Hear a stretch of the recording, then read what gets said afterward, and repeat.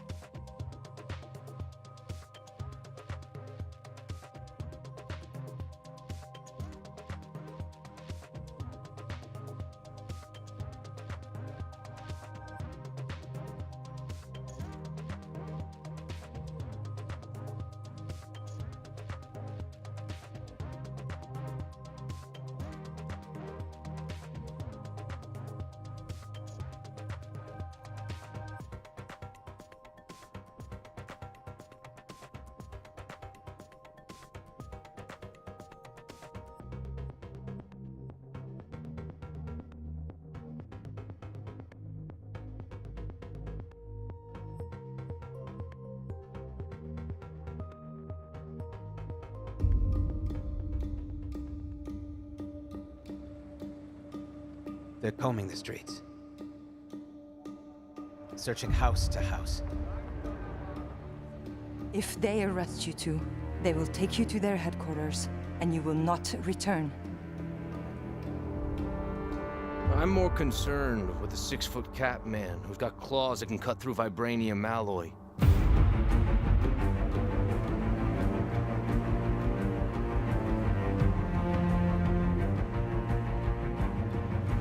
By my count, that makes 2 super soldiers loose in Paris. 3, counting you. And that's 2 too many.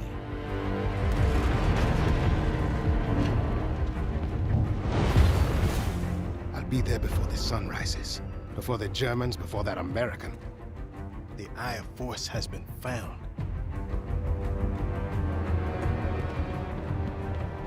Please, just stick to the rooftops. Be careful, stand was me. When am I not?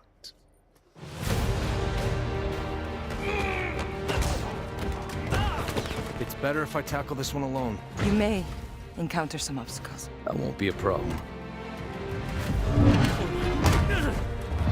Our cat friend is definitely here too.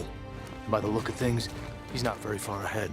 The American boy is right on your heels.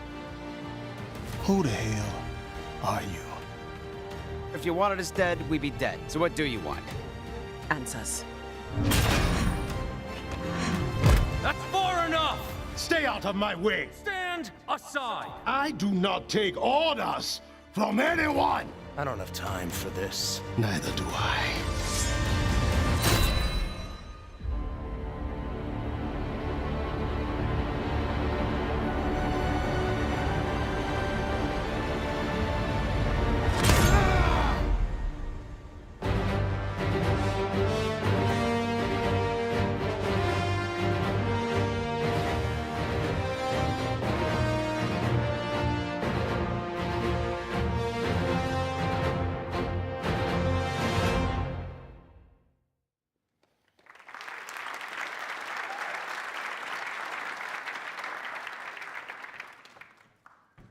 Amazing. I just have to say, what we see up there is really next generation stuff. I don't know if you really realize as I look at this, this is all real time, number one. Number two, I've heard through the grapevine that 20 to 30% of that is gameplay. So what we're dealing with here, I believe, is something that is really next level stuff.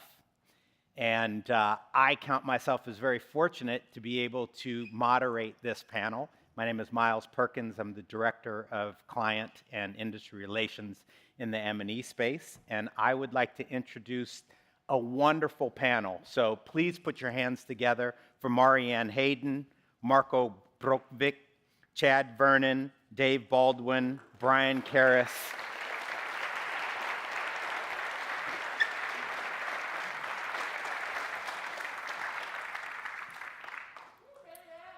Yes, yes.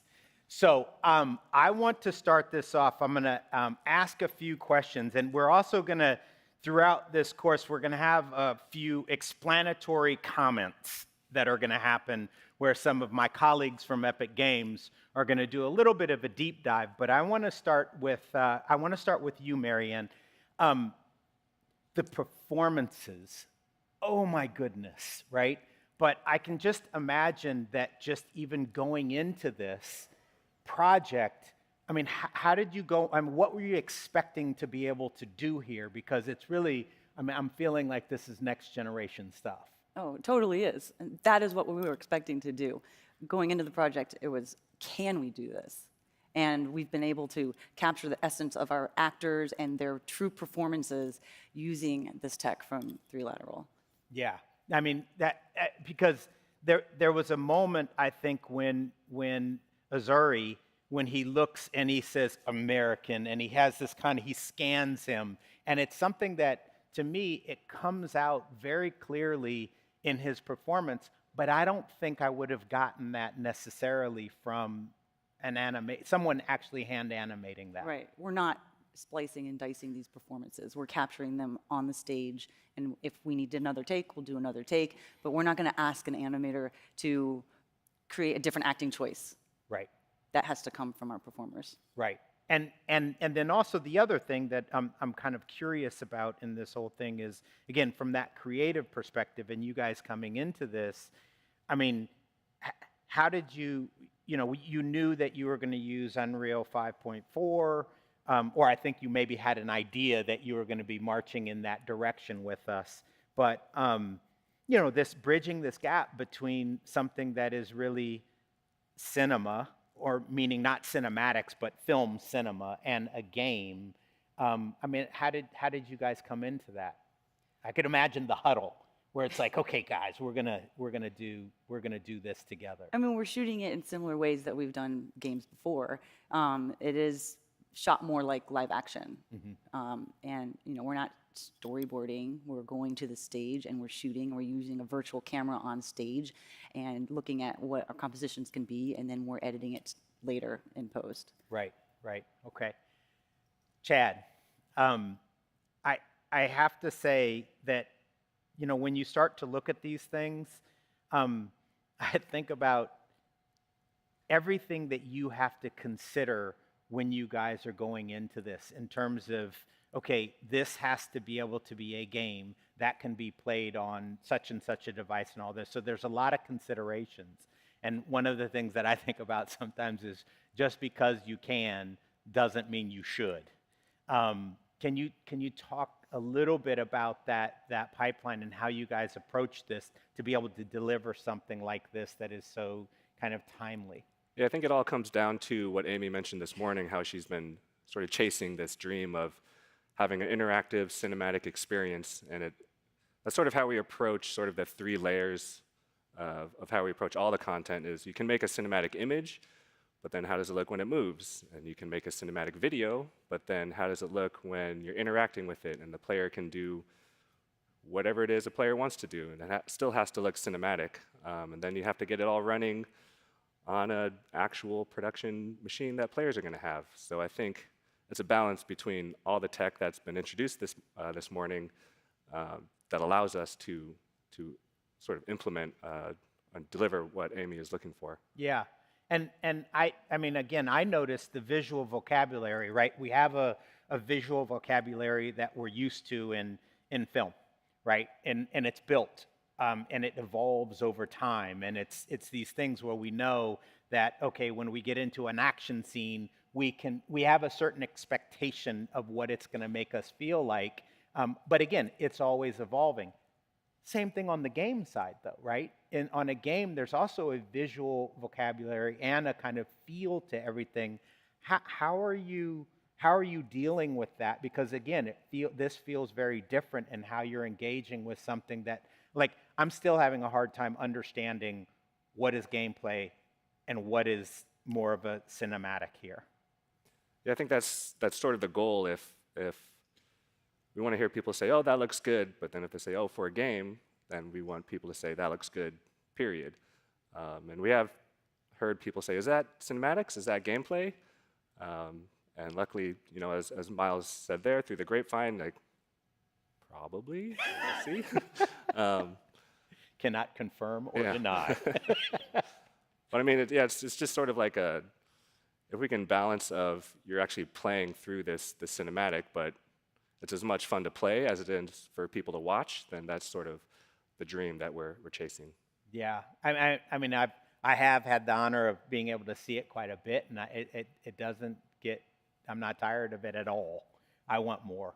So I think you guys have done a wonderful job there. And then the environment also, and Dave, I'll address this to you. Yeah. It's so rich and full of just, it feels like every nook and cranny you can get in there and do something. But stepping back, I mean, what is, I mean, even what we saw here and we saw in the demo earlier today, there's so much there, but I just have this feeling that that's not it. Oh, no. I mean, so to get the grounding and the reality of the cinematic feel that we're going for, we're actually going out and scanning, you know, big things as the size of mountains down to like things that are like you see on the desk. And so we're scanning those things because you get those little bits of detail that you can't get otherwise, or they're really hard to achieve when you're just hand modeling and sculpting and painting. So not to say that there's none of that going on, but it's, you know, definitely helps ground us in that world when you see those details that are really hard to like capture with traditional 3D kind of modeling techniques. So this is like, I mean, it's definitely new for me going out and scanning stuff and bringing it back and then just seeing how well it just jives together and you're able to create these spaces that are just, they just feel more realistic and more believable. And it, you know, it shows, I think. It shows, but then I'm also trying to figure out how all of that is going to fit into a package and run at real time. That's a very good question, because that was one of the biggest things we ran into, where we started scanning these objects and we had, you know, desks, these beautiful French desks to fit in the space, but they were like huge on disk, and we're like, this is a new thing for, you know, for me specifically, in the sense that I'm used to using, polygons on screen was usually my bottleneck that I have to always adjust to on a constant basis. Now that's not so much a thing. Right. Now it's disk space. Right. So that's the next thing. And I think definitely the stuff we've been working with Nanite and the new stuff you guys saw this morning, it's going to save our bacon. Right. When it comes to disk space. Right. Yeah. And the other thing that I was kind of seeing in there, in that, as we started to kind of layer upon layer,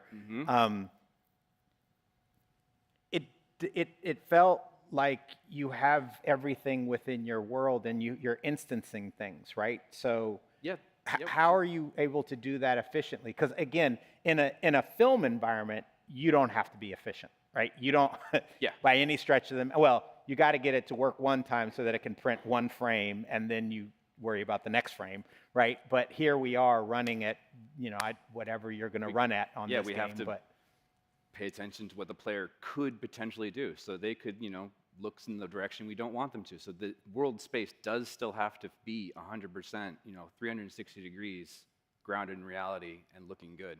Right. So that's one thing that sets us a little bit apart from, film, in the sense that they have a shot, has to look really good. We got to do 360 degrees looking really good. Right. Well, okay, so the other part of this, though, is I'm just thinking about, as you're building these things, are you seeing them? Are you, because it's so complex until it's, I think of music where people talk about, oh, let me put a little sprinkle here or a sprinkle there. It felt like you were putting little sprinkles here and there, but how do you do that without, are you seeing everything? Or yeah, it's all in editor, so it's really easy to see all the I call it cowbell, what we do, because every level needs a little bit more cowbell. Right. So the idea is that, bringing all these scans in, and then on top of that, Lumen, which is really awesome because we don't have to, I can move a section of the level around. I don't have to wait for a rebake. I can actually just see it, the lighting, how the bounce light's going to work, and it's amazing in that sense because it makes my life a lot easier, and it makes all the rest of the artists' lives a lot easier as well. One less thing they have to worry about. It does help getting levels stood up quicker. Yes. A lot of times they'll put in the raw scan just to lay things out, see how it looks. We just have to make sure you have a good pipeline to not forget about it. Because you want to capture, there's a 30 million triangle cabinet sitting there. We've done that a couple times. Yeah, where we've got, actually sometimes some of the scans we get into, the raw scans, they work great at a distance. And we'll put them in the distance, and then, Tobias, the art director, will come by and be like, oh, bring that forward. And we'll bring it forward. He's like, that doesn't look good anymore. Put it back, put it back. It's like, yeah, it wasn't meant for that close, but that's okay. We'll get it there. Right. But yeah, it's going from scan to actually putting it in engine, and the iteration time is so much faster now that we have accidents like that where we have these really good-looking raw scan data, and it's easy to forget that that's raw. It hasn't been finalized, hasn't been polished yet. Right. It must be fun. Oh, it's so much fun. Well, with that, one of the tools that you were able to kind of put your hands on was the Nanite tessellation. Yes.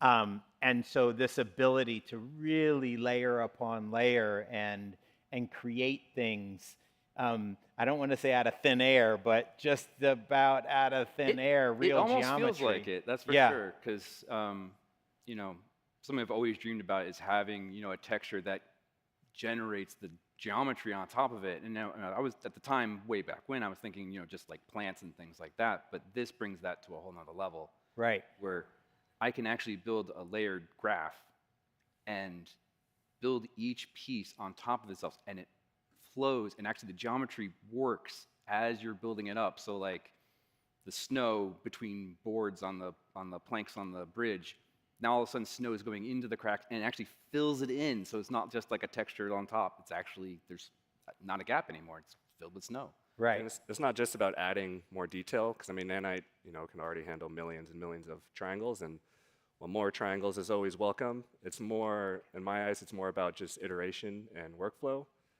So for example, if you were there this morning, you saw some rocks that had snow on it, so the previous static workflow would be to take that out, model snow on top, put it back in. If you don't like it, go back and forth. And then if you want variations on that, you would still have to go back and forth, and now you have maybe 3 or 4 or a handful of copies of these rocks that are basically the same with various dirt or whatever on top. But with the tessellation workflow, you're basically just staying in editor and just editing materials with your one static mesh. So you're not, bloating your disk space with multiple Nanite meshes. It's all just in editor and in materials. Well, we're lucky to have someone on the stage that seems to have dreamt up with this whole scheme. So Brian, I have to say, pre-release of Nanite and Lumen, you were talking about thousands upon millions upon billions of triangles, and I do want that shirt, by the way. But I'm curious here, why do we need more triangles? Yeah, so Nanite is really good at being able to draw tons of triangles, very tiny triangles, but as we're already kind of talking about, there are cases where that Nanite is capable of rendering smaller and more triangles than are necessarily there in the scene from that camera view at a time. Right. So I thought, well, I'll just make my own triangles. I'm going to make some more. So we added on this tessellation feature to be able to take a Nanite mesh and tessellate it further than what it's already at, to try to handle these cases like that, being able to procedurally put on snow on top of sandbags, right. To be able to take lower poly or very high poly models, but when your camera gets close enough to it, those triangles eventually, you run out of resolution at some point. And with from what we were already talking about, that there's not a constrained camera. We can't just set up these scenes for exactly one particular view. The player will be able to get closer to things and be able to see. And you don't want to have things, the resolution fall apart. But like kind of going into some of like how this is done, to compare this to some features that I'm going to tell people, this is going to be an explanatory comment here. So he's going to do a deep dive here, so hold on to your seats here. Take out the notepads. So we've shipped in past, this is back in 5.2, I believe. We shipped the feature, it's static displacement. So you can add on a displacement map in the Nanite properties for a static mesh, and it will take, in this case, this is a wall from Fortnite, what was originally a low poly wall mesh. And this wall was just like a flat plane. It was just a quad. And this, with the displacement map that was put on top of it, this feature will tessellate up, adaptively tessellate, and put the triangles where they need to be to turn it into a fully 3D mesh. But the downside there, like, it's really nice from a workflow point of view, but the downside is that you need to create and bake out this mesh of that wall plus this displacement map, and that exact variation needs to be stored as a Nanite mesh out on disk. And every time that you're going to make a different variation, say you want that wall section with a different displacement map on it, you have to create a different Nanite mesh that's stored out to disk. And as you can see, like, it's putting the triangles where they need to be. But this is, these are some sort of like low frequency details. There's a lot of flat surfaces. But if you would get out to a surface like this that we're seeing in their game, the frequency of details here is just kind of extreme. If you would take this entire like ground section and just stored it as one big unique mesh with all of this pre-tessellated out, it would be just impractically large. So instead, we'll take the approach of dynamically tessellating it at runtime, that frame, for exactly that camera view, and putting the triangles where they need to be according to the camera. So what's actually happening here, what you see here, this is a coloration showing the patches. So these are the original triangles of the mesh, and then displaced. You can see the triangles aren't flat here. Now, normally, hardware tessellation that was introduced in like DirectX 11, we had support for this back in UE4.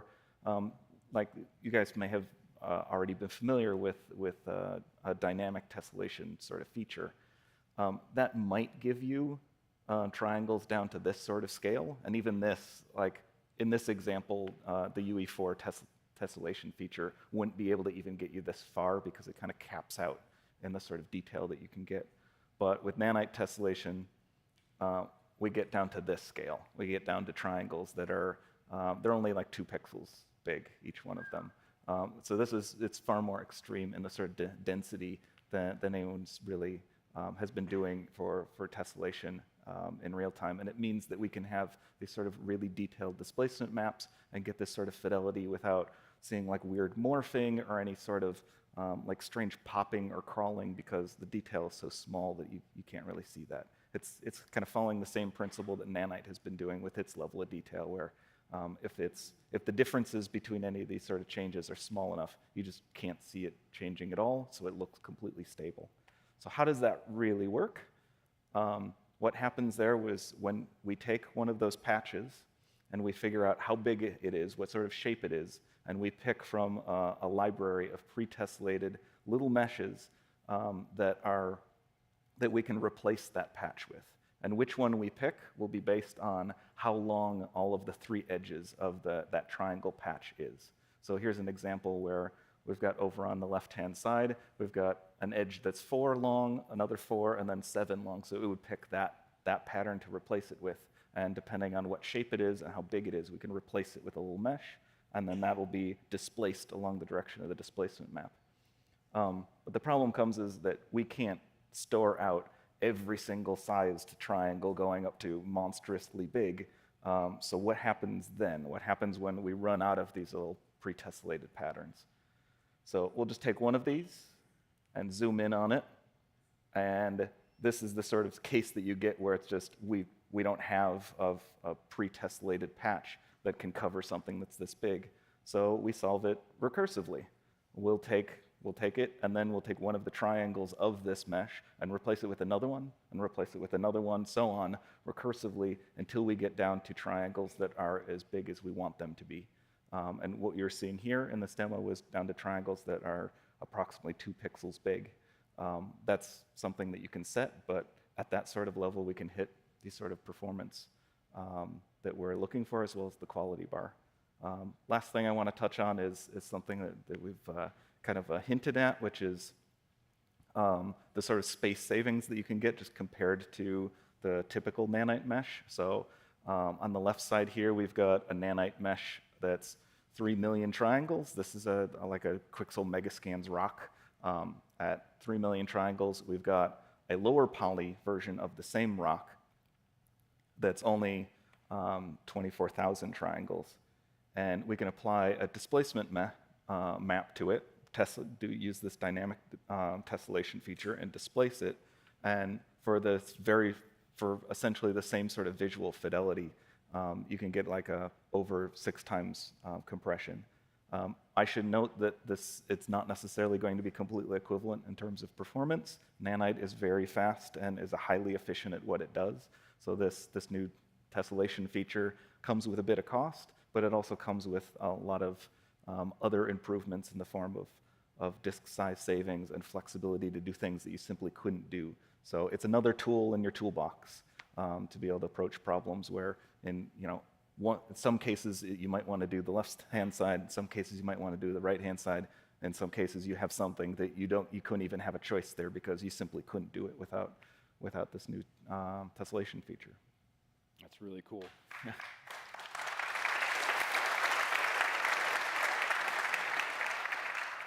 I actually want to add on to that a little bit, is that, yeah, we're already essentially baking out our height maps when we're using them to do the blending of the material work. So we're already paying for that, essentially.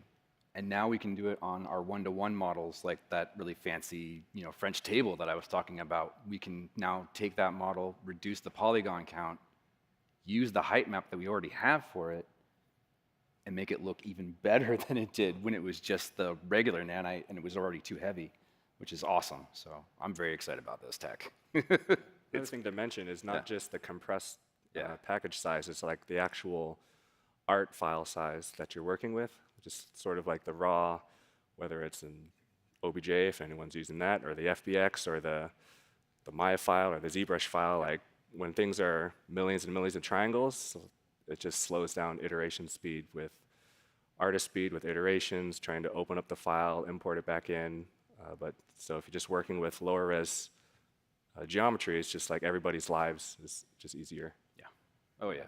There's been many a times where I've had to open a model that was, for the original Nanite stuff, and had to like make a change, and it's like click. Okay, there it is. Yeah. So right. We can make nice. Unreal render this stuff faster and handle this higher detail, but we can't make every other application run faster too necessarily. Well, I mean, I have to say in that context, though, again, going back to seeing how fast things are changing and how fast that this is just becoming a technology that just is and getting better, and these edge cases that you're talking about, starting to identify those and solve those problems. I mean, just kudos to the team and the creative forces behind pushing this. So, I mean, I think it's pretty amazing to see us start to solve some of these things. So, and to that point, what we also saw earlier was the volumetric, so the heterogeneous volumetrics, which, I mean, just looking at that and starting to look at the details that you have in there, and again, understanding that, as Kim said earlier, what did he said? It looks nice from afar, but far from nice. Yep. And I think that's really the case in this. But Dave, can you talk a little bit about being able to add things like this into the environments that you're creating? Oh yeah. I mean, preaching to the choir here, but that's a huge win. Essentially, the VFX, industry as a whole, when it comes to video games, one of the biggest requested things is taking, 2D sprites and trying to make them into 3D volumetric looking things. And that, it can hold up for the most part, and, we will still actually be using it. Like, like you said at the very beginning, you don't want to use just because you can use something doesn't mean you should use it. Right. But where it matters, this is going to be, this is essentially what we're going to be leaning on. And it's great because you can take the VDB files, bring them in, put them into the sparse texture file format, and bring them into this volumetric system, and it just works, and it looks gorgeous. Right. And it gives us that next level of believability that's really hard to capture, with traditional methods. So this is like, we're going to be using it probably as much as we can within reason, of course. Yeah. But yeah, it's going to be amazing. Well, I always also, like matte paintings that are in film, right?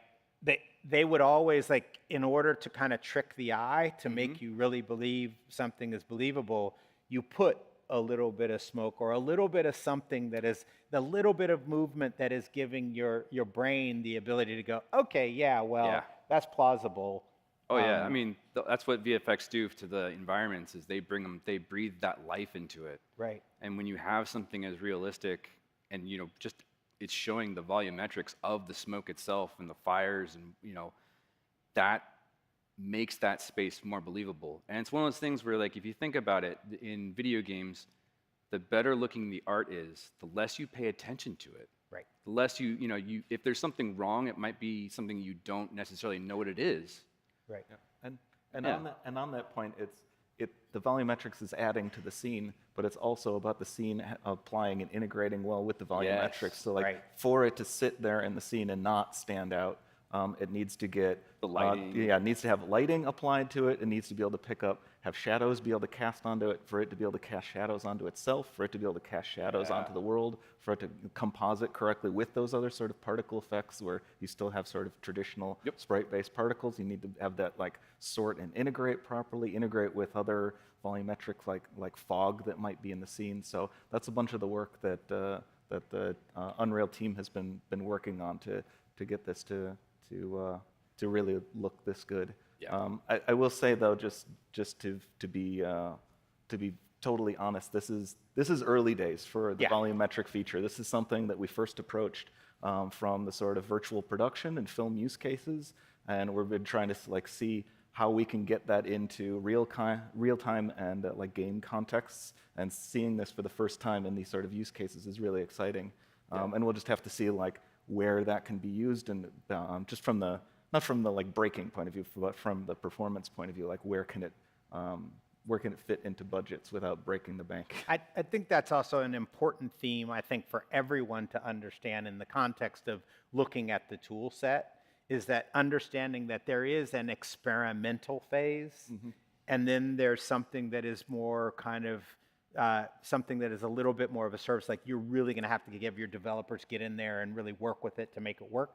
And then it turns into a product that you just take for granted. And we're going to talk about that a little bit more in a moment, but it's one thing that I notice is a theme, and it's also something that people, I think, developers can expect, right? And if you're brave enough to jump in there on the ground floor, amazing things will happen, especially as we start to get feedback like we're getting feedback from you guys. So I mean, just thank you guys for being brave enough to jump in with both pioneers. Yeah, living on the edge, man, it's fun. Yeah. So with that, I want to kind of transition to the next part, which is just, okay, I had an awkward moment because like we had the actors that were sitting here, and I just felt like I knew him intimately because you could look at his face and the pores on his face, and I'm just like, yeah, it was an awkward moment for me. But why is that so fantastic? Like I'm having a hard time really understanding that this is a game. And to be honest with you, it looks better than a lot of the digital humans I see out there in other stories. So can you tell me a little bit about the process that you have? Who'd you work with? How did it go down? And is it a lot more, or like, yeah, what went into it? So we worked with 3Lateral, and we spent a lot of time on the beginning side of it, on our scanning, making sure that we captured not only like their true essence and like what their digital look will be, but making sure that when we did our captures, their performances, their characters were coming through, not just so that we can replicate like exactly what they look like. Their faces need to be able to move the way they're going to move their faces when we go and we shoot something. Right. So, for example, we use, when we're scanning, we use panagrams. And these are like nonsensical sentences that put a bunch of words together that once they're in this sentence, it moves all the muscles in the face so that we get every single combination possible. So like one is the hungry purple dinosaur ate the kind zingy fox, the jabbering crab, the mad whale, and started bending and quacking. It's like, right? And so we ask our actors to say these sentences in like 6 different emotions. Mm-hmm. So you say it really happy, you say it really sad, you say it neutral, and we have them do it in character. And if they have an accent, also in that accent, because different accents will put sound and move your face in a different way. And we need, in those scannings, we need to make sure we cover all of that. I mean, and so where you go through all that, but you also went through all the performances as well. In past, I'm aware of just trying to create a couple, 30 seconds, a minute of that kind of performance is going to take a good amount of time for a team to do, but that was a lot of animation that was up there, and I'm imagining that in the game there's way, way more. We're going to have hours of it. Right.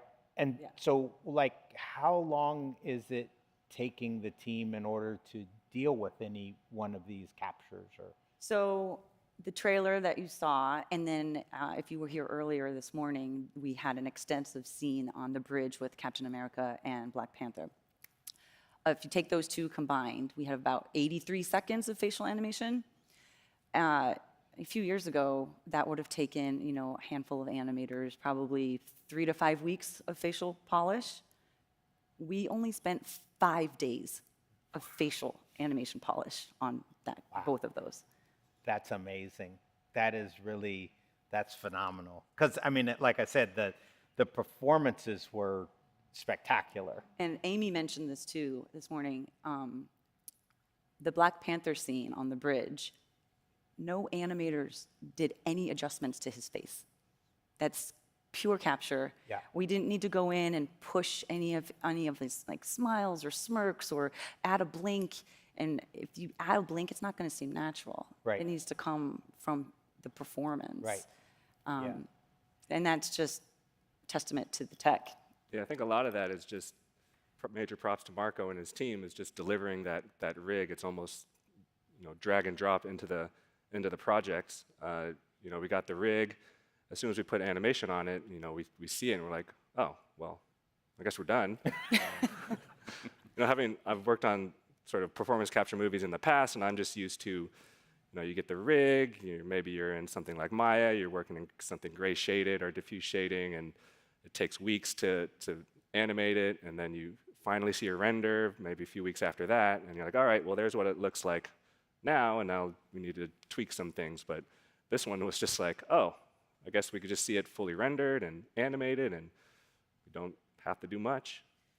We're a really small team, too. So if we have to spend a lot of time polishing all of the facial animation, like, we'll never finish this game. Right? So having that ability, we can focus on making our heroes seem like supers, because, Captain America and Black Panther, we were going to need to adjust other animation, their body animation. And then we can let their performances just come through on the captures that we get on stage. I'm struck, again, by the scale.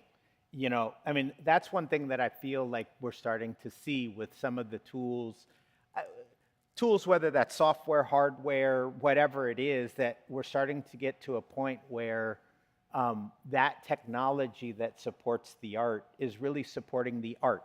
And I'm not just talking about you guys, I'm also talking about the actors, right? Carrie and Drew, also, that this technology is supporting them in a lot, because I mean, realistically, there've been other things that I've seen where an actor has done something that translates over to a digital character, and if the animator had done that thing, they probably would have been fired because it was just such a weird thing that they did. But the actor, being that they authored it, everything that comes after that movement, again, I spoke before about how he very quickly looked Drew up and down when he said, American hero, and he looked at him, and it was just like, I mean, that you get from a person who is really, really good at their craft. And so, I mean, I don't know what you think about that and how that, because again, going back to the first question, coming into this process, I think in the past we just think, oh, I'll fix it in post, I'll fix it later in dev, I'll fix it. But you guys didn't take that approach. No, I mean, we're a story-driven game, right? And so we want our story to be told with our heroes. And if we don't get the performance that we want on stage, we're not going to ask an animator to create a different acting choice. Well, if we need to, go back to the stage and recapture it. Right. It needs to come from our actors and the direction that Amy is giving them. I will say, though, that is also a testament to a really great team that can have a plan and execute on a plan, because that's not always the case. So, I mean, there is also, again, taking my hat off to you guys also, that's not, like, it really isn't always the case. A lot of people want to rely on the technology to deliver, but you guys came in with a plan and you've been really true to it. So, Marco, we've been talking a lot about all of this, and we've seen our metahumans step onto the scene. We've seen them, we are even seeing them now in UEFN, which is crazy to me to think about that. But how did you make this look so good? Yeah, well, it's not just about making it look good, so like pushing the quality bar. It's also about making it accessible to people and everyone, so pushing that bar of how easy it is to get results, right? And like what Marianne was saying about making sure that the performers have the ability to really have their performance translate, it's about sort of removing the technical obstacle and just letting the art happen, basically. Right. And I think we have this sort of mentality of feeding back what we find and what we do with our partners into our process and making sure it gets better and better and better. So like Marianne was saying about how it's very important to have these panograms and things, and we also like to capture a little bit of their performance as well. So you really capture their, like, you know, the essence of how, like, everyone has their quirks and you know, they move their face in a certain way, and like, you want to capture that right at the very beginning. You don't want to start thinking about that at the end of the pipeline. You want to do it at the beginning so that it all translates throughout the whole pipeline. So we capture a lot of data to make this possible, and then we do a lot of R&D to create these tools, and then we start using these tools. And that's like the three lateral services, basically the arm of the Metahuman team that tests our tech, right? It makes sure it's robust. We do our demos. You know, we had the Blue Dot demo last year, and like we learn, and then it goes back, and then we develop, and then when it's ready, we partner with amazing like artists. And I absolutely agree that when you put it into the hands of other people and artists, like they do things which we didn't expect, like, and then like all right, so that's a challenge we need to deal with, and then it goes back again. It can even change the type of data we want to acquire, and then it goes through the R&D again, create more tools, and then. So again, that's that kind of R&D, and then there's the kind of services where you're working and really working out all of the details, and then it shows up kind of in the product. And in the end, right, it goes into the product, and hopefully like the public gets a chance to have a whack at it, and then they do things with it, which are amazing. And like, okay, what about these use cases, which is really, really amazing. And like you guys used the ML rig, right? Which is like the highest fidelity, like high-end asset. But thank you. Yeah.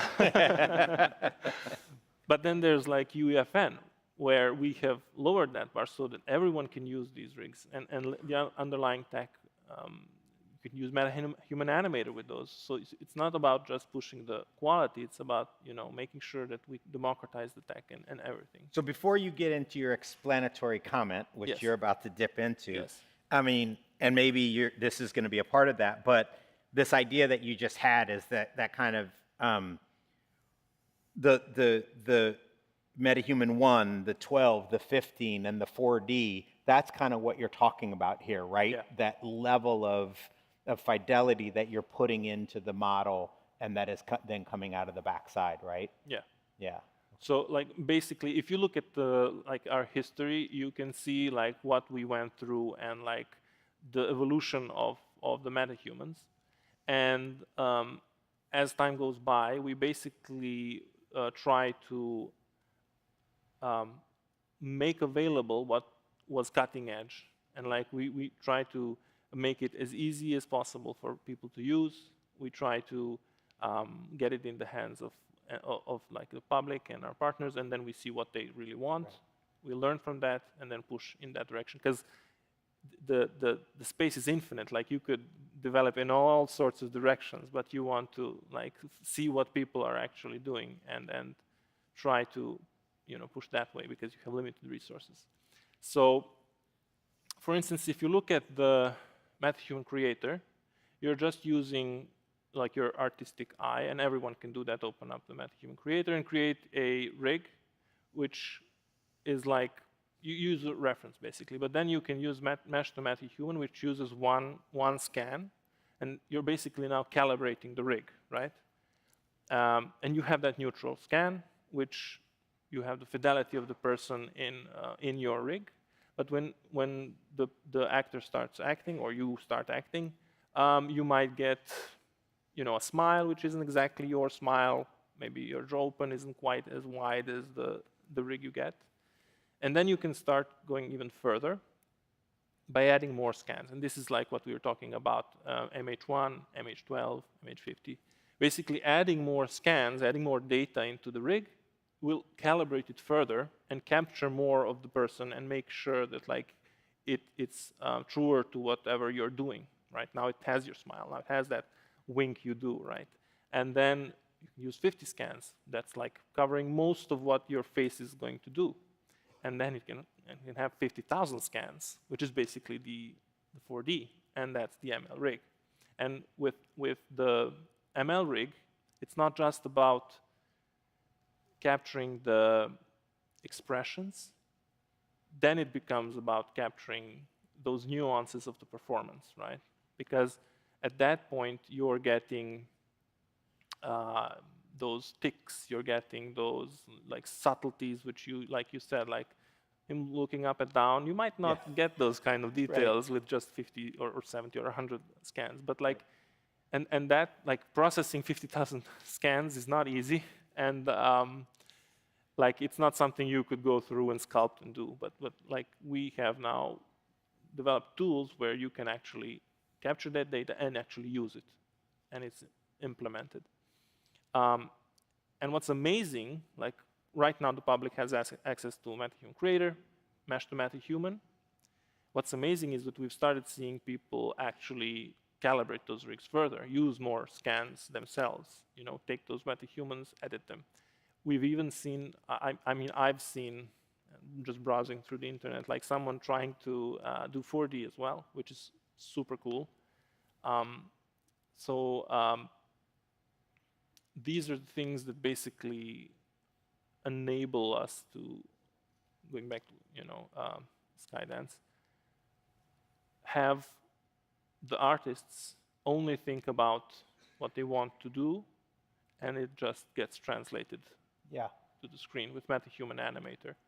And everything. So in terms of bringing that into the game, again, this is, I'm imagining that it's very dense, right? And again, you have to consider, I have to run this at perf. I need to make sure that it's fitting. It's the disk and all of that. How is that working out? I mean, it's basically pretty similar to a Metahuman rig. At the end of the day, the animation interface is the same. So if you really wanted to, you could copy that animation, put it on any Metahuman, and it would do the same performance for that Metahuman. And like all Metahumans, there's just a series of LODs, and you know, when you're really up close, you're LOD 0, and when you're far away or in gameplay, you're, you know, increasing the LOD. But just, you know, it holds up. I think, yeah, we haven't had to do anything special to get it up to perf. It's just sort of out of the box what it is. Marianne, I heard through the grapevine that you might have got a little thing, a little performance in there with one of the is that right? Yeah. With the iPhone, I captured a brief performance of, in the trailer, there's a soldier whose head gets smashed onto a typewriter. That's me. That is really awesome. And isn't that awesome? Like they're having fun while working on these right. things. Like that's amazing to me. Right. I mean, I'm always in awe of the gamification of game development. Yeah. So that's kind of pretty cool as well. The turnaround speed, you know, Marianne would be on a video call and she'd be like, "Hey, watch this," and she'd take a minute, just record herself, and then import it into game, and 30 seconds later, It's we're like, so fast. There. It's crazy. So fast. Yeah. And it's so easy. Yeah. I like to say, like, a Datsun 210 that you used to have a long time ago, you really had to drive it, right? And now you have these Porsche or something else, and I don't think that no offense, the drivers don't have to be as good as the driver of the Datsun 210, and I'm feeling, and it's not that people aren't as good, it's that they can be so much better, and the scale at which you can do things, I mean, that's kind of what you're saying. It's like you're able to get, I mean, animators are actors, right? You're getting that across, and it's, I don't know, it's just amazing to see all of this starting to come together. So there aren't the creative blockers, right? It's not just the speed of iteration, just also the quality. Like out of the box, you know, we've seen facial solves in the past where you get the puppet kind of mouth, but you know, capturing what we've seen in MHA, you know, you're seeing all the lips roll, and the quality is just a lot better than what it used to be Right. in the past. Right. But also, we will not, as animators, capture performance and then put it on our Captain Right, no, America. yeah, It of won't course. work. Of course. It won't look like him. It Yeah. has to be him. It's just Yeah. like we're never going to create a different performance that he Right. didn't do. Yeah. I think that's an important point because even if you wanted to, you couldn't, because like the fact that they were the ones that captured all of this training data, only they will drive that rig the way it like to give you that highest fidelity, right? Right. It's not like you now have their special sauce and you can do with it whatever you want and just generate performances. No, that rig is linked with that person.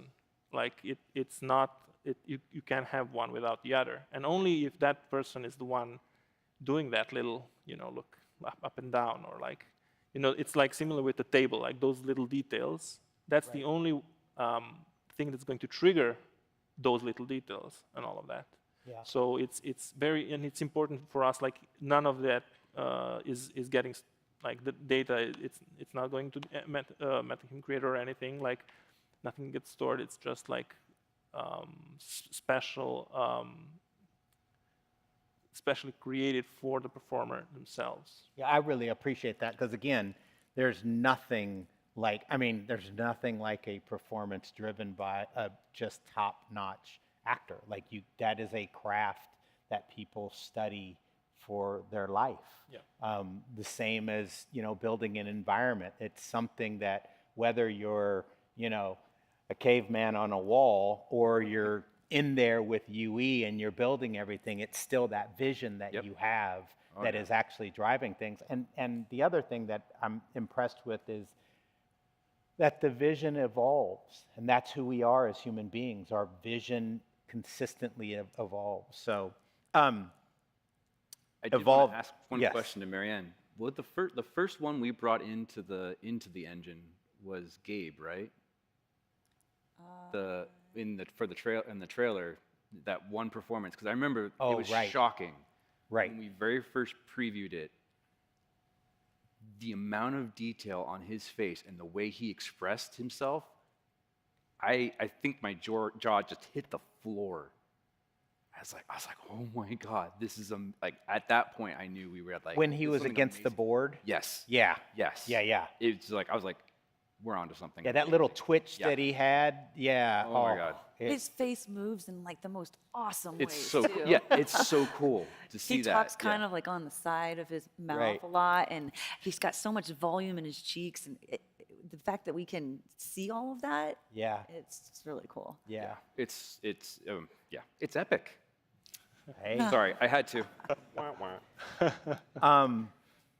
Well, there's nothing to a performance without we want to make sure that our uniform is appropriate. So this also is amazing. So let's talk a little bit about the ML deformers that are here. So machine learning, being able to take in data sets and then bring them back and run in real time. Bonkers. Just absolutely bonkers. But maybe you can talk to me a little bit about what that process is. When do you use it? When do you not use it? Because there's, of course, the cloth physics in the engine, but can you tell me a little bit about that? Yeah, so basically we use the ML deformer you can see on Cap's costume. So there's sort of different cloth strategies. For example, the cape on Black Panther was traditional chaos cloth. But for something that's somewhat form-fitting and you want to see wrinkles on it, the ML deformer stack is really what you want to use. So basically how we approach this is we take a lot of the workflows used in film, creating a cloth simulation rig. We set that up in Houdini in this case. I believe you could do it in Engine now. But outside of while you're in Houdini or whatever, you can do whatever you want with that simulation setup, whether it's leather, silk, or cloth.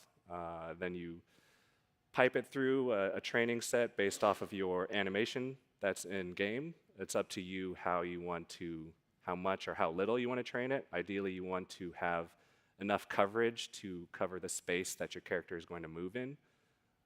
And then it's sort of a back and forth iteration. The system trains what it sees.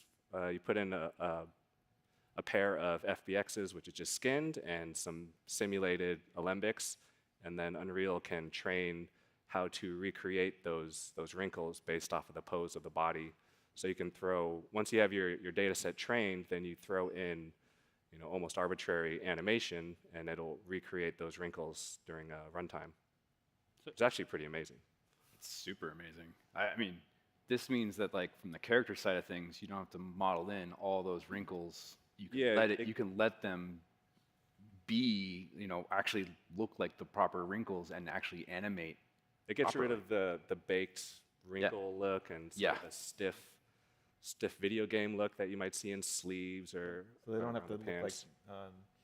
like little figurines or Yeah, like they don't have to look like figures. action figures anymore. Yeah, and you don't have to do like the normal tricks and things like that anymore as well. It's like it's there. It's awesome. And the other thing that I think about this is seeing this. So what I'm getting from this is you don't use this everywhere, right? You use this right now for this part of it. Or what has been released, you've used with Cap, but you use other things in other spaces. Yeah. Yeah, I mean we only have Cap right now just because it's early in our development, but I mean we plan on having more. There's nothing really, I mean performance-wise, it's actually extremely fast. So we would expect to see this not just in cinematics. Well, I think we are about to come up on the hour, and I would like to thank all of you for being up here. I have to say, I want to hit, how in Assassin's Creed you sit down and you say pass time. I'm ready to sit down and pass time till I can get my hands on this game. So thank you so much, and we will be watching you guys and want to wish you the best as you do this, because I think you guys are going to change the game of games. So thank you.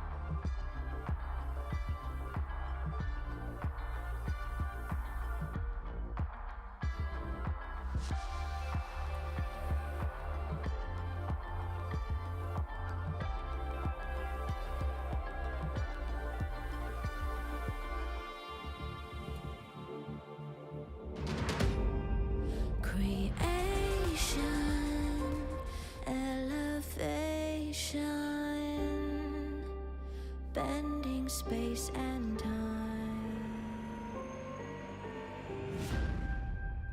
A whole new reality.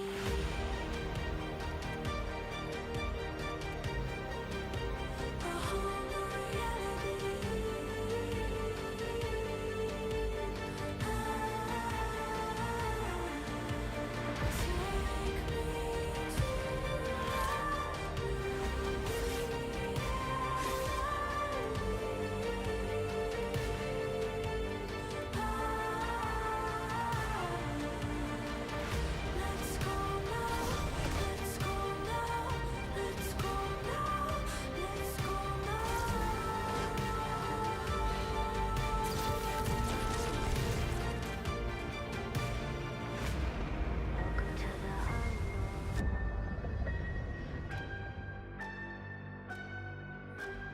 Welcome to the unknown.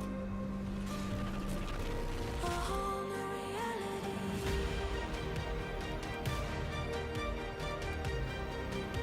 A whole new reality. Take me to a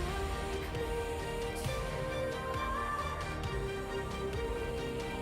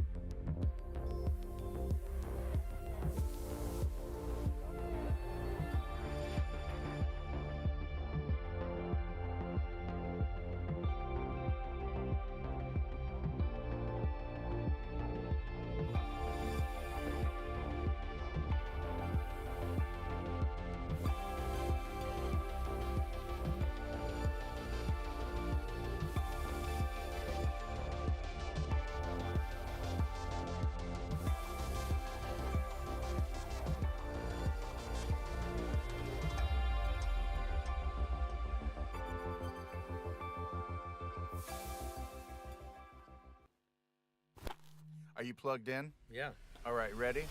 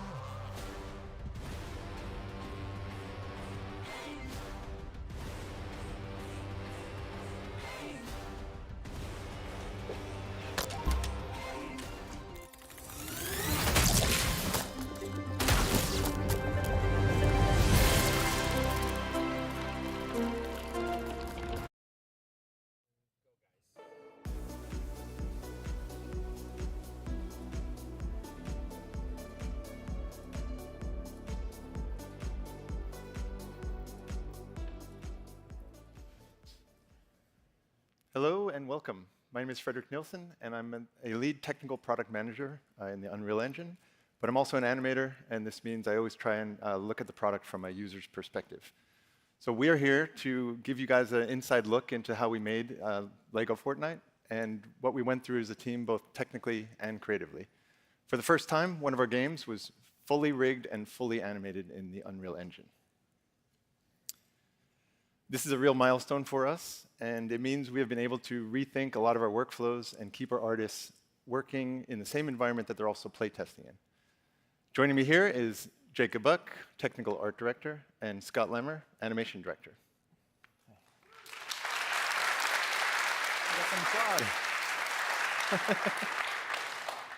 And with that, let's just dive right in. Jacob, why don't you tell us how you got involved in this project? Yeah, it was just about 2 years ago now when I first heard about LEGO Fortnite. At the time, I was on special projects finishing up a talk on destructible vehicles.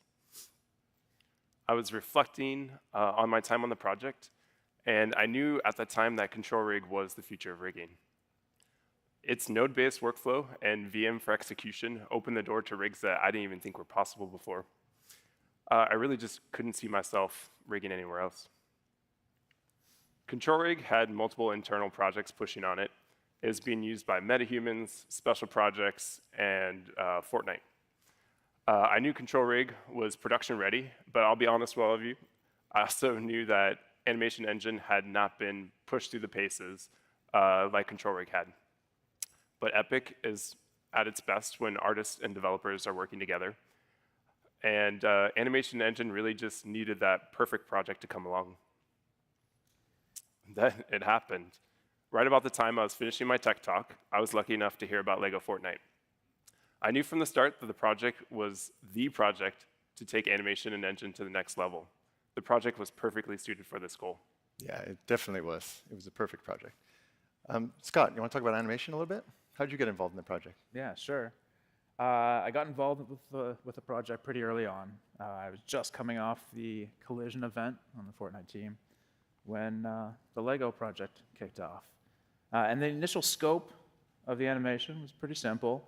The style really lent itself to proving out a new piece of software for the animation team. As animators, we really loved the style of the LEGO movie and how they're using stop-motion animation. We loved the humor that they would put into their choices and how they stayed true to real-life materials of not bending, scaling, or deforming any of their characters. And we needed to test out to see whether or not this was actually going to be possible in Unreal. And we wanted to challenge ourselves to see if we could actually hit that style. So, this is actually the very first animation test we did fully in engine, and this was done by an animator by the name of Ed Fernolds. And he was the very first animator on the project. And with the success of this test, it let us know that it was actually going to be possible to animate in the engine. Yeah. At this time, we were heavily iterating on the rig. I got to work with Fred and Ed quite a bit, just prototyping stuff out. We're figuring out which direction we wanted to go with the face at this time, and we're just building out the initial set of animation tools. Yeah, it was a really fun time. We were brainstorming what kind of features we wanted in the rigs and what kind of tools we want to build. Even getting to do some animation tests here and there, which is always fun. Scott, I think you brought some tests, right? Yeah, so these are some more of the early tests that we did in the engine just to explore that stop-motion style. So we were testing gameplay, social sim, even transferring emotes over from the Fortnite characters onto the LEGO minifigures. And these tests were successful, but over time, our style eventually evolved. As much as we really loved the look of the stop-motion, we found that as we were play testing the game, people were getting motion sickness, including our very own Jacob Buck. So eventually, the style evolved to more of a fluid animation style. And there was also some other considerations and reasons why we did this. Everything else in the game was running really fast. The entire world and other elements in the game were running upwards of 140 frames a second on high-end machines, while the main player was only running at 12. So we found there was a disconnection in style, and gameplay felt like it was missing some visual information. So the style evolved, and we moved to this more fluid motion style, and that seemed to solve all of these concerns for us. The team really started small. We only had one animator, but the scope of the project just continued to grow over time, and it's a living game that we're constantly updating with new content. More content meant the need for more animators, but to get more animators involved and working in Unreal, we needed to really make sure that we had familiar tools and a familiar workflow to pull it all off. Yeah, we wanted to create a rig that was intuitive to use. Control rig allows you to make these control rig shaped libraries that allow you to turn any static mesh into a control. This allowed the animators to click anywhere on the rig and just manipulate it. Yeah, and selecting controls this way is incredibly fast and intuitive for us to select characters and controls with. And every control is just right there at our fingertips. It's right there in front of us. So when we're interacting with the characters, it feels like we're sculpting the pose rather than just like slowly chipping away at it. Yeah, I hadn't really seen anyone do that yet in Unreal. So, obviously because the characters weren't deforming, it made this much simpler to implement. Whatever we can do to keep the artist in their viewport closer to the characters will always kind of make the tools feel more natural and fluid, right? Absolutely. Control rig gave me a flexibility that I never had before with a DAG. What appears like a simple control to animators can contain complex rig logic under the hood. And the result of that is that you end up with a rig that's not only easier to pose, but it's also intuitive to use. Yeah, and even though these controls were simple, they actually gave us some really advanced ways to pose that were completely unavailable to us with other software. Yeah, and they're actually set up in a way where it stays really true to the real-life materials that the minifigs are made out of. And it also helps keep our characters on model. Proxy controllers were another eye-opening moment for me. They are non-keyable controls that allow you to manipulate other controls. Since these proxy controls fire in their own event stack, you can create complex manipulation by just rotation. In the case here, we have what I call the body rocker. Every tick, the proxy controller calculates the pivot to use and is able to rotate and translate the body around that pivot. Proxy controllers were a really big part of removing complexity from the rig. Yeah, and instead of having to rely on these custom controls that would deal with temporary pivots, these proxy controls actually gave animators access to multiple pivots that were built right there into the rig. So posing the characters actually feels like it's actually like interacting with solid surfaces and makes creating convincing contact fast and easy for us to achieve. Yeah, this was such an exciting time for development. We really started to feel the power of what we could achieve in here with these control rigs. And it felt like we were charting new territory, and our heads were exploding with all sorts of ideas on how we can use these new features. And with having locked down the animation style, in addition and combination with these new rig tools and features, it actually really made it super compelling and exciting to be animating a full game in Unreal. Actually, I kind of remember that story a little differently. Scott, you called me up and you were like, I don't know, are you sure we can do this? Is the tools ready? Yeah. Can we handle this? Yeah. Initially, we were pretty hesitant, I'll admit. We already had existing software, tools, pipeline, workflow that we were comfortable with and that were working really well for us. So we were really wondering if this was going to be possible and better than what we already had. And we knew if this was going to work, we needed to make sure that we addressed some of these initial concerns. Yeah, absolutely. Since we knew what the animators needed to do their jobs effectively, and then we started taking a closer look at the scope of the project and the deadlines, it honestly made me a bit nervous as well. But we always went back to what Jacob said earlier, that there's no better suited project than this. There really wasn't. So Scott and I chatted more about the plan, moving forward and how we could best support this project. And we went straight ahead. Absolutely, yeah. And we knew that for this to actually work, it had to be a comfortable and just seamless transition for any animators coming from other software. And fortunately, after talking with Fred, a lot of those concerns were smoothed over. And we realized with the continuing development and new features that were on the way, we just felt a lot more confident and optimistic that this was going to work out. So this project quickly became our top client for feedback to both the rigging tools and the animation tools. We gathered lots of feedback from the animators. What kinds of meetings do we have to put into place? What kind of Slack channels might we need? How do we handle onboarding? So first we focused on quality of life and some of those initial pain points that the animators were feeling. Even simple things like selection and manipulation and missing hotkeys, that kind of stuff. So first we then started working on improving some of the other tools, like more advanced kind of tools, space switching and constraints and snapper tools, even some of those tween sliders that the animators would be used to coming from other tools. Yep. I remember several meetings with Scott and the animators where they were a bit frustrated because I'd demo all these fixes and new features, and they knew they wouldn't have them yet because obviously a project of this size, we had to be pretty cautious on taking big new engine updates. So how do we solve that? Well, we ended up moving some of our development efforts directly onto the game, and this meant that the animators had quick access then to some of these fixes and new features, and that made the world of a difference. But this obviously came with its own challenges because things could break, and they definitely did.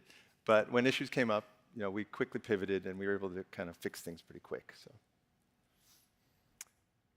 Yeah, there was so much work to do and just not enough people to do it. So we took a two-pronged approach to get the tools out to the animators.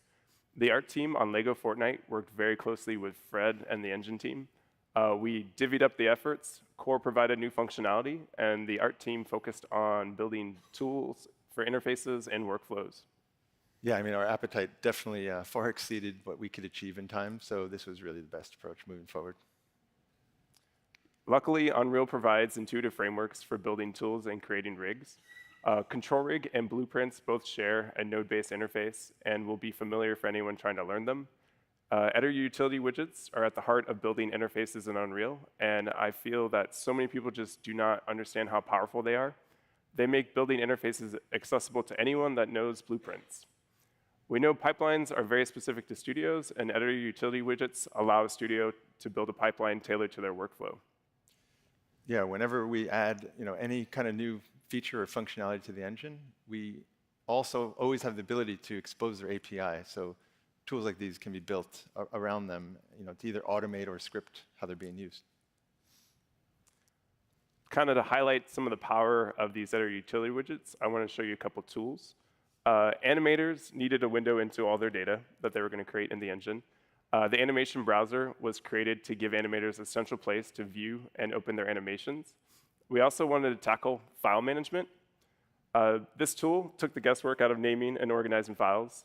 It even has a built-in versioning system, so every time an animator saves a file, it gets put into a repository that they can recall later. This tool was fully built with blueprints. Yeah, and file management is very different for animators. So getting the N browser was a crucial tool for us as animators and getting those animators into working in the engine. When they're working in the engine, it actually helps us out a lot because they become a lot more familiar with the systems and how everything's implemented. And it also gives them a better understanding how it all comes together. And as an end result, we get much better animation. Linked anim sequences were also critical to our workflow. When animating a character in a level sequence, the animation data is automatically baked to an animation sequence on save. This provides a seamless workflow for animators who just save their scene, and the animation is automatically updated for them in the engine. The animation browser took full advantage of these. There's another utility widget I'd love to share with you all. This is an animation picker that was built on LEGO Fortnite. This modular picker was designed to make animators feel at home. Under the hood, it allows any artist to take the full power of blueprints and build a custom picker for any character or creature you would like. But it also allows animators to customize the picker and the widget itself. It exposes quick access to handy features like mirroring and flipping, and it also provides access to Unreal's built-in pose library. Yeah, and the fact that we could now pan and zoom and marquee select, all the things that animators are used to be able to do. We could customize the picker, we could add buttons to our liking, and it made it really familiar. And having the picker, as well as easy file management, that actually kind of unlocked the door to being, really accessible for animators animating in the engine. Anyway, there was still a lot of work to do. Even though we got some of those tools out of the way, we were animating an entirely new game from scratch. And another huge initiative we had was we were supporting Fortnite emotes in LEGO Fortnite. And this was an interesting and challenging process because minifigures, as you can see, have very different limitations than a humanistic character. They've got different proportions. They don't have elbows. They don't have knees, wrists. They don't even have fingers. So it was far from just like an easy, seamless one-to-one translation. We had to come up with actions that would have the same intent and feeling as the Fortnite characters. But on top of that, we also had to make sure that our animation worked with many different outfits that Fortnite had to offer. As Scott just said, Fortnite has a large catalog of outfits. We're in the process of converting them over to LEGO. To build out such a large set of outfits, we're using Mutable to combine the meshes and textures at runtime. To bring all these outfits to life, we wanted to minimize the amount of custom animation needed for each outfit. The minifigures share one animation set, and to get variety, we are using runtime control rigs to procedurally add it where needed. Yeah, and since it's all working at runtime and they're all sharing that same animation set, it means we can test and iterate our animation using any outfit we want. For the face, we took a texture-based approach. Before landing on this, we experimented with a wide variety, but we ultimately came back to textures. It's performant, it stayed true to the materials, and it supported that snappy style of animation that we were going for. This also had the added benefit where we could just swap out the face atlas and get a different outfit pretty quickly. We're using a total of 120 animation curves to drive material parameters, so the system is material agnostic. At the heart of the material, it's just transforming UV space. And because of this, we can get a rig working across a wide variety of models, such as Peely. We even implemented a UV warp that could liquefy parts of the face, but we ended up not needing it because the rig was flexible enough without it. Certain outfits also have the ability to enable a runtime control rig, which procedurally animates the beards and the mustaches. To do this, we're taking advantage of control rigs' data-driven approach. Using data assets, we are able to embed data on a skeletal mesh and read that data back into the control rig. This is incredibly powerful. When you combine external data with the ability to procedurally generate controls based on the incoming hierarchy from the skeletal mesh, you can create a flexible control rig on any mesh that's placed on. A simple example of this is how we're using a single control rig for the vast majority of the props on LEGO Fortnite. Control rigs were also being used at runtime on our creatures. Quadrupeds present an interesting challenge when walking on uneven terrain. To get the creatures to adapt to any terrain, we're using traces to detect the ground plane, and then we're adjusting the way the creature behaves on that terrain. This allowed us to adjust the chest and hip position based on where the feet and the head are at any given moment. We also leaned on control rigs' built-in profiler to make sure that these rigs stayed performant at runtime. Yeah, it's been incredibly powerful for us. Slope warping has meant that it eliminates the need for any custom blend spaces or pose content that otherwise we'd have to provide. So I want to put my product hat again and highlight some of the cool new stuff that we've been working on lately in 5.4, especially around animation authoring. So we've been working on new gizmos. So these are our manipulators. They're still experimental, but they're available for you all to try in 5.4. They have a new look and a style, and they also have a new feel. The proper indirect manipulation. They have a new parent space option in the viewport. So previously we only had local and world, so now you have parent. We've also done quite a few improvements to our sequencer, so where we not only improve the look and style of it, but also a lot more flexibility in how you can customize kind of what's available to you. Things that were hidden deep in like right-click menus are now exposed as columns and icons right next to the tracks and stuff. Our anim details, so this is our channel box. The previous version only showed transforms on like characters' controls, but now we've centralized showing transforms on anything that you may have added to your sequencer, including props, cameras, lights, as well as those character controls, of course. We've added a new selection system to the anim details window, which is fully synchronized with your curve editor. And we've fixed issues with just using those sliders in like the details view. This would be our anim details, but yeah, just kind of more functionality around that. We've added key status indicators, so you know if you have a keyframe on the current frame or not, and definitely more to come in this area. Our curve editor, so our sequencer curve view, we've also done quite a few improvements there. We continue to focus on quality of life, and we've been working on the performance of it.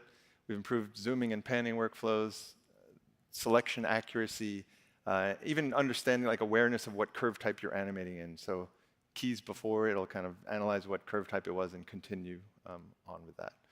Our constraint system has also been really overhauled. We rewrote the data model to save just into the level sequence for any constraints that you may have animated. But we also still support level constraints when you're not using the sequencer. We've reworked our evaluation engine to better handle more complex, like nested setups. And you can now even change settings on those constraints on creation. So you can turn off maintain offset or even constrain individual axes now. We have a new system that we're pretty excited about called layered control rigs. And this gives you a lot more flexibility in how you pose and animate on top of incoming data. So we're already using them in all sorts of interesting ways. It means you don't have to bake data down to the control rig to modify it. You can just add a layered rig and then just animate on top of it. We're super excited about these and getting your hands on them and seeing what you all do with them. They're pretty cool. Yeah, and all of these updates are incredibly important. I mean, if we didn't have them, it would be impossible for us to fully commit to animating this game in Unreal Engine. And having all this work that has been done in one piece of software allows us to do this and animate in-game without any round tripping. The rigging and character authoring side of the engine are also getting some big updates in 5.4. The ability to author a character in one place also has massive impacts for predictivity. Chase Cooper will be at the Learning Theater in Epic's booth running through all sorts of awesome rigging demos. Please go check them out. So these are just a few highlights of some of the features that we are excited about in 5.4, but we've also made tons of other fixes and improvements. 5.4 Preview 1 is available today, so download it, play with it, send us your feedback. We do want to hear from you. Speaking of new features, Scott, I heard one of your animators found a pretty cool new workflow. Happy accident. Yeah. So actually, before I tell you what that is, let me just set up our workflow to give you an idea of what it was like up until this point. And as fantastic as it was to put aside the third-party software and completely animate in the engine, we were still slowed down a little bit by having to launch the game in Pi anytime we found something that we wanted to iterate on or fix. And what we'd have to do is close down the game simulation, work on our animation, save it, relaunch Pi, wait for it to load, and then reset up the ability or whatever it is that we wanted to test. And it was still a process that would take several minutes sometimes. So what happened was one of our animators, Nick Beckstead, was animating away, adjusting poses and timing like he would normally do as he's working on his work. But he had found that he had unintentionally left the game running in the viewport. But he realized that his changes were already updated in the game. And we had discovered at that point that we were able to work and animate without ever having to leave Pi. So all of that back and forth was completely cut out. And we can now animate and play test our results instantly. And any of you that have worked on gameplay animation before, you'll understand just like how valuable that is to be able to animate and just see the results. You can play test the results instantly in game. And for animators, the seamless workflow is really just absolutely mind-blowing. I wanted to thank you, Jacob, and your fabulous tech art team, and Scott, your animators, for being patient with us as we go on this journey together. And of course, our amazing engineers, both in the control rig team and the sequencer team. Obviously, we couldn't have done anything without them. And next up, I want to introduce Patty Walker to the stage to talk about motion matching. Thanks, everyone. Thank you, guys.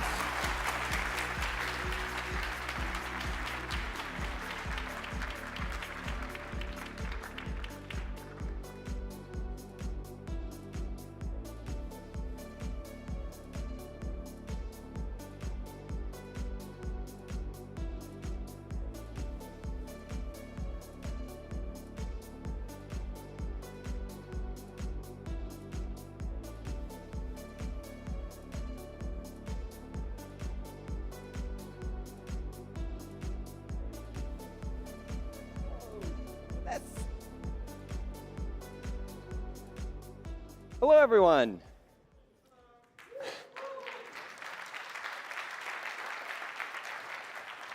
Thanks for being with us today. I'm Patty Walker, Technical Product Manager of Gameplay Animation. With me is Samuel Rigamonti, Principal Engineer on Motion Matching's development, and Jose Villarroel, Lead Engineer of the Gameplay Animation team.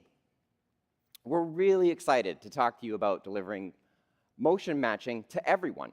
And we'd like to give some insight into some of the challenges and solutions we came up with as we ship motion matching into Fortnite and Unreal 5.4. Now, before I dive into all of the challenges, I want to start with some positive news. Fortnite Chapter 5, Season 1 officially shipped with motion matching running on all 100 players, all NPCs, and on all platforms, including Switch and mobile, which is something we're really, really proud of. Now, with that said, let's jump right into the challenges. Fortnite ended up being one of the hardest examples to get right with motion matching. Why? I actually originally thought the opposite. Fortnite prior to this only had 8 cycle loop animations. The entire player set was pretty tiny. How hard could it be to recreate that? It actually wasn't that hard. But we weren't trying to do just that. This is how a lot of people play Fortnite. It's a twitch shooter with instant responsiveness. It's got 2 frames from full speed to full stop, fully networked with 100 players and NPCs. It's established as one of the biggest games on the planet. And this feature was built by a small dev team with a short turnaround time. Most of what I just listed are areas where motion matching traditionally struggles to get to quality. And our goal wasn't to deliver the final version of animation quality that could be achieved, but instead create a framework where it started on a strong foundation that could continually improve into the future. On top of the struggles of just generally making a twitch shooter look great, we also had some challenges early on with Unreal's foundation as well. Because Fortnite is completely capsule authoritative, brute motion wasn't an option to use to get back animation quality where we needed. Our default movement model in Unreal, the character movement component, is a bit rigid, and it wasn't as customizable as we needed it to be. And we lacked internal animation data and resources to help push and test the scalability of quality in the system early on. Then there were existing features in Fortnite itself that could greatly complicate how we used motion matching. Items like Icy Feet, where consuming this item makes the character slide around as if they're on ice. Or Hot Pepper, where the character's acceleration increases exponentially after consumed. And finally, Fortnite Creative, where users can manipulate the speeds and many aspects of the movement model on the fly to nearly whatever they want. Now, let's use Icy Feet as an example. This is what happened right out of the box when we tried it initially. As you can see, all of a sudden, motion matching got really confused on what to pick, with no data matching now what was being requested by the movement model. So, not so great. But it wasn't just existing features that we had to battle with. For Chapter 5, the Fortnite team introduced a giant moving platform, the train. And, like with the Icy Feet example, our motion matching solution didn't exactly work just out of the box. It became clear quickly that the train's velocities were also being piped into the player's capsule, causing a complete breakdown of selection or the idea of direction and speed. Now, on top of all these game-centric and Unreal-centric challenges, the system as a whole had to be extremely performant, memory-conscious, and simple enough for artists to use. It needs to scale to anyone's vision of how they wanted to use motion matching for their games. Right, and then the classic game development problem. While we've been developing motion matching in Unreal for some time, putting it into Fortnite wasn't initially on our list, nor was the timeline on our side. However, upon showing Fortnite our internal prototype, they got pretty excited and wanted to see it in the Chapter 5 release. This left us with about 3 to 4 months of development time and a few weeks of iteration time, which was not a lot. So, I've laid out all of the challenges that we kind of ran into. We had a lot of work to do. Now, I'm going to hand it off to Sam to chat about some of the solutions that we came up with. Sam?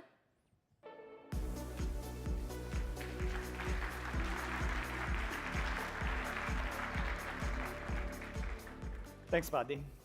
Now that we understand the challenges we faced while developing our motion matching solution, and the additional requirements specific to Fortnite, let's dive into the recipe we deem necessary, starting with some fundamentals. So let's add some context and terminology we can reuse later on.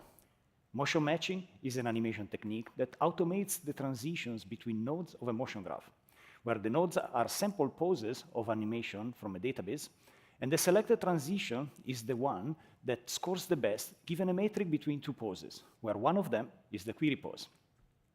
In our implementation, the simplest setup consists in a character with a movement component running an animation blueprint with a motion matching node and a pose history node. The motion matching node will search a given database using a query constructed from historical information from the pose history node and a motion model prediction from the movement component. If the search selects something other than the continuing pose, defined as the pose that comes as a continuation of the previously selected animation asset, the motion matching node will perform a blend into the newly selected animation asset, repeating these cycles every frame. With this understanding on how the matching is performed, let's introduce the database schema, the asset defining the metric between poses, and specifying what we care to match. For example, the character fit positions and the future trajectory, and how much we care about those features via their weight. We define the schema as a collection of channels, simple building blocks, to match positions, velocities, headings, and phases, composable in more complex channels to match trajectories or entire poses. With the basics out of the way, let's continue our dive into the Fortnite motion matching recipe. Because of Fortnite's tight memory budget, we decided against dense cards. And instead, we started with well-crafted short animations with higher connectivities for those pose features we wanted to match, like character fit positions and velocities, to facilitate the motion graph's automated transitions.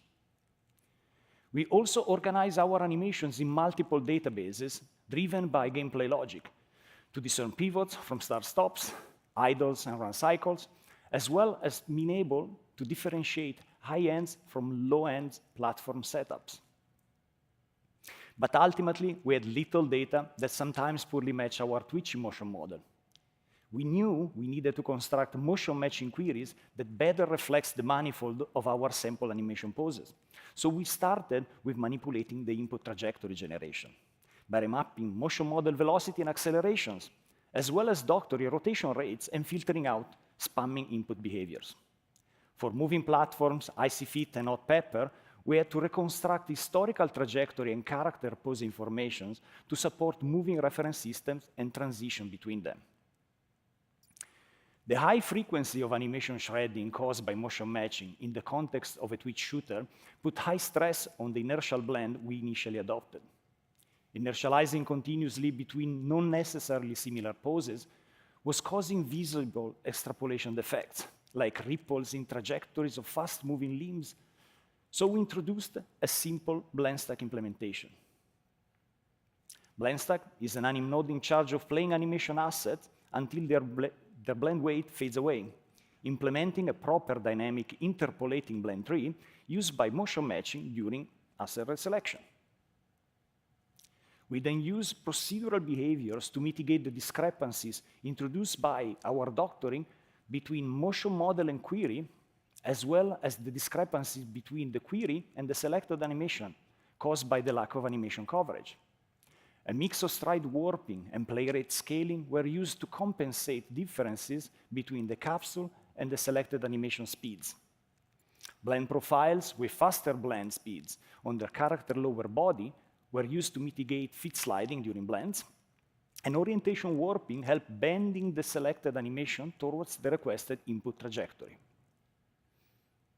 And for better result, we leverage blend stack graph support to perform orientation warping on every animation in the blend stack prior blending them together, as you can see from the multiple green debug lines in the video. The final touches to the setup were made by tuning what we call continuing pose bias, a cost discount for poses playing as continuation of the current animation that allowed us to reduce animation shredding by sticking with the currently playing animation as much as possible. We also added block transition notify states to prevent jumping into sections of animations that don't play just right unless played from the start, like drastic turns or jumps, where you would never want to pick a pose after the character has left the ground. For specific assets like looping animation, we disable reselection of poses from the same asset, and we added a ring buffer, keeping track of previously selected poses to avoid repetition of past choices that would make it look less natural. And this is what we ended up with.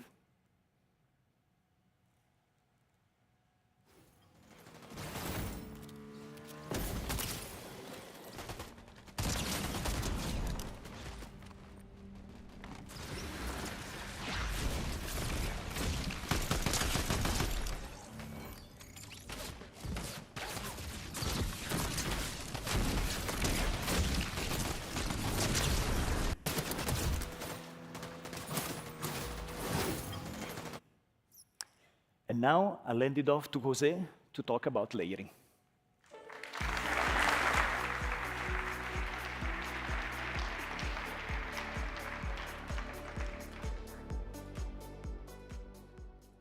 Sam gave us the recipe for high-quality motion matching. Now let's talk about layering and why it is a crucial part of developing a scalable pipeline in a live service game like Fortnite. We had to rework how all of our items were structured. This meant hundreds of weapons and consumables had to be rebuilt to use motion matching. For some context, before Chapter 5, Fortnite used per-item additive animations. There is one base animation set, and for each distinctive item, we manually author roughly 14 additive animations. Using motion matching, we can have hundreds of individual animations. So we run into two challenges. One, we simply could not author hundreds of additive animations per item in the span of a season release. And two, even if we could, how do we fit this in memory? It became apparent very early on that to scale, we needed a runtime procedural solution. We used Fortnite as our R&D space. The first step was to reach our animator's quality bar. This graph is a simplified version of our prototype, but it shares the same core pieces from our approach. First, an unarmed animation selected by motion matching. Second, a frame of an unarmed idol to build a dynamic additive from. And finally, a static per-item pose to layer on top. We also had two custom nodes. First is Bone Mask, a dynamic layered blend per bone node that is data-driven. And second, Copy Motion, which extracts an additive transform of a specific bone and allows you to scale it and reorient it before applying it. This screenshot is from an earlier version of our approach, where we baked these curves offline. But we switched to our runtime approach, supported by motion matching's pose history that let us dynamically delay the resulting curves in time. We could also tweak and edit the values on a per-item basis. Let's see how that looks. As you can see on the middle clip, the additive on its own was good enough for the body, but the arms looked very stiff.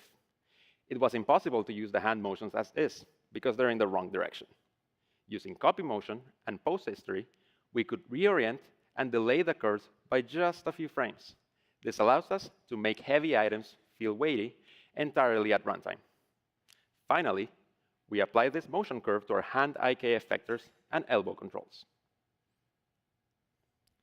The next natural step was to apply procedural layering to a variety of motion match animations and see if the system holds up. These animations are from an early internal test, but the results were very promising, and it gave us confidence in the power of the layering approach. After this, we completed our setup, and we were entirely data-driven. We tied all procedural, all layering parameters, and even static poses to data assets. Animators could swap out and tweak values live using proxy tables and choosers. Shortly after, designers and animators were using these tools in ways that we didn't expect by tying parameters to arbitrary gameplay behaviors. This culminated in the ballistic shield, where an animator was able to animate a complex item in only 1 hour, and with only a few poses. With this, our content pipeline felt solid, and we started production and conversion of all of our items. The next step was tackling the performance and memory challenges. Using choosers, we separated our motion matching databases into a dense and a sparse set. Our dense set had hundreds of animations, and our sparse set had less than 100. Thanks to improvements in the animation compression library, we saw savings of up to 16%, and we were able to fit the sparse set on the same budget as the previous system, including an additional slow walking set not present in previous seasons. As you can see, a dense set is much higher quality than a sparse set, but the sparse one still holds up pretty well, thanks to post-warping as well as time scaling. Unfortunately, last-gen platforms were still over budget, but we knew we wanted to bring the dense motion matching set to the widest possible audience that we could. And so, we began our optimization process. At this point, our new system was almost twice as slow than the previous season was. Our new nodes performed reasonably well. We could do better, but even untouched parts of the anim graph were slower than ever before. We recently introduced Fortnite to post-warping, dead blend, choosers, and organize our setup into more subgraphs, among other things.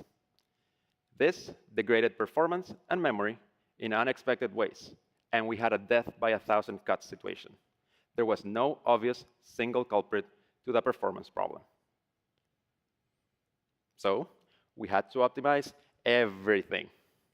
Our teams worked really hard in a variety of improvements to memory and runtime performance in various animation systems. These will be mostly available to you in 5.4. The animation attributes one was significant to us, so if you use them in your project or if you use post-warping nodes along with root motion, be sure to give this a try. And finally, after optimization, our performance numbers were similar to previous seasons, but with more post-extractions, more animations, and with motion matching as the cherry on top. But last gen was still 15 megabytes over budget for the dense set, and we were really, really close to reducing the number of animations in some of our most popular platforms. And then Jason Horner submitted this random change list that replaced a single line of code that costed us 17 megabytes.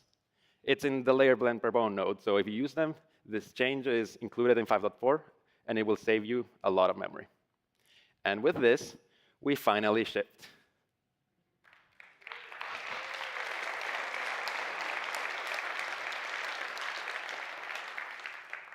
However, separately from the motion matching implementation, Chapter 5 shipped with additional movement model updates that were not well received by the community. Movement speed was slightly reduced, and the animations were already authored to match that. The Fortnite team reverted these movement changes, and we were impressed with how quickly motion matching let us adapt to it. We added 5-run loop and 5-run start animations to restore the style of previous season runs. We dropped them in our database, and it just worked. Then for all of the weapons of the chapter, we also tweaked all of our layering data assets to match the new run style. This would have been unthinkable in our old system. And with motion matching and layering, we did it in just under 2 weeks. That brings us to where we are today. We have higher quality animation. Thanks to motion matching, we have faster, more flexible layering workflows for item authoring. And using both, we have a future-proof system to power Fortnite in the years to come, or until something better comes along. That concludes the story of how we brought motion matching to Fortnite. I'll hand it back to Patty so that he can share how we're bringing motion matching to you.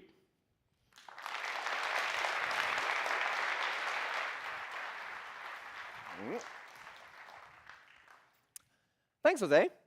Now let's talk about motion matching for you, for your game. Motion matching will ship in Unreal 5.4 as production ready. And on top of this, shortly after 5.4, I'm talking a few months, we will also release a learning project that will have everything you need to get up and running with motion matching. Whether you're AAA or indie, we want motion matching to be accessible to you.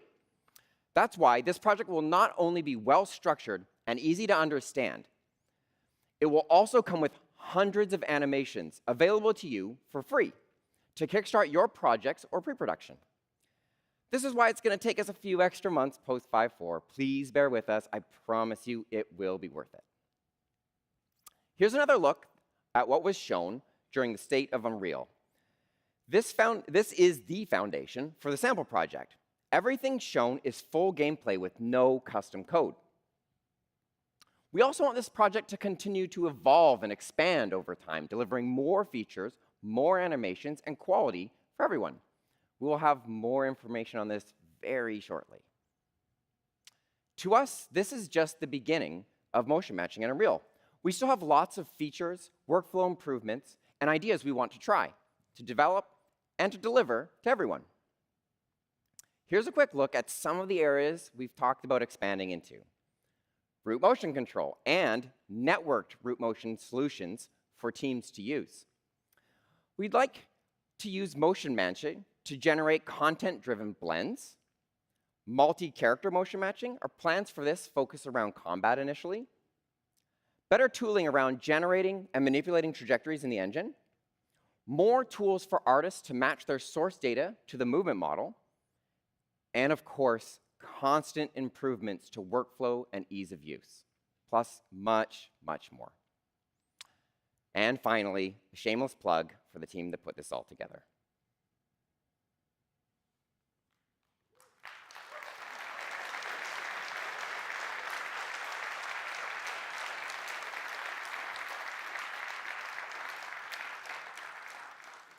So go check out motion matching in 5.4. Thanks, everyone.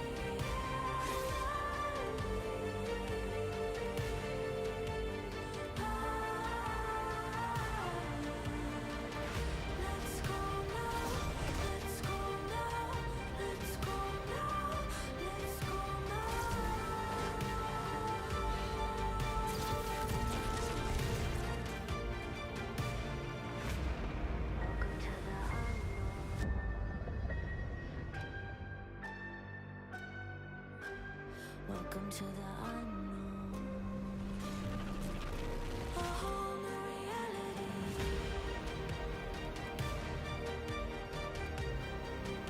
A whole new reality.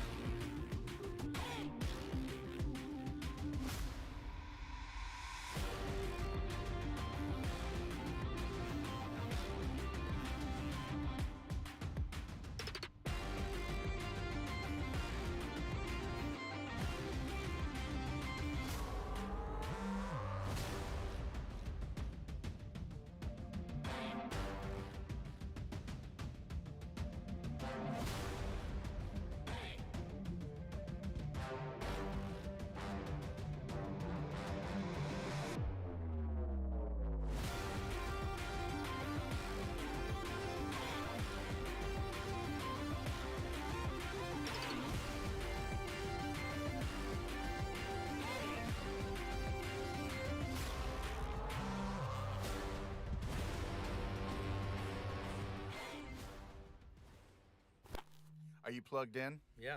All right, ready?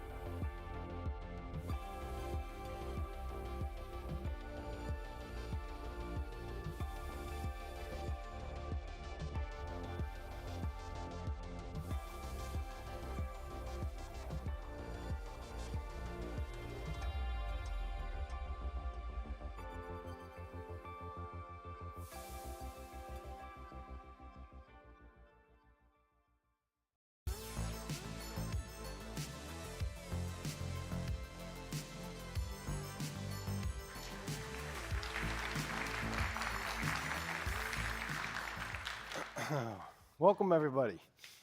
My name is Jared Monson. I'm a technical animator, focused mostly on metahumans and character technology. Really excited to be here, and I'm waiting for my cues. There we go. Okay. Yeah, I'm a technical animator on the advanced character team, focused mainly on the metahumans and character technology. I'm very excited to be here together with my colleagues Saga and Jacob, and also with Brian Clow with Clow Virtual Fashion. We'll be diving deeper into some of the main features of the Talisman project seen in the State of Unreal video earlier today. We hope to pull back the curtains for you and give insights into the different techniques we use to achieve these custom visual styles in UEFN. We'll look at the Metahumans, additional features added to UEFN, clothing updates, and then the environment that the Talisman is set in. If you didn't get a chance to see the presentation earlier, here is a quick recap.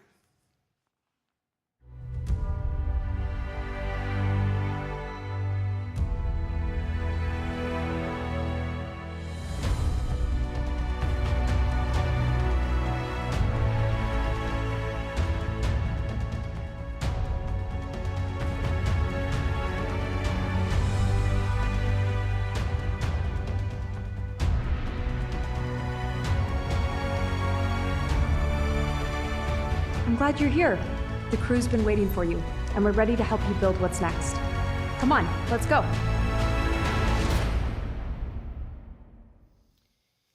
All right, if you didn't get a chance to see the full Talisman demo, I recommend you check it out on Epic's YouTube channel. Okay, let's further break down what we'll be going over today and how we'll get there.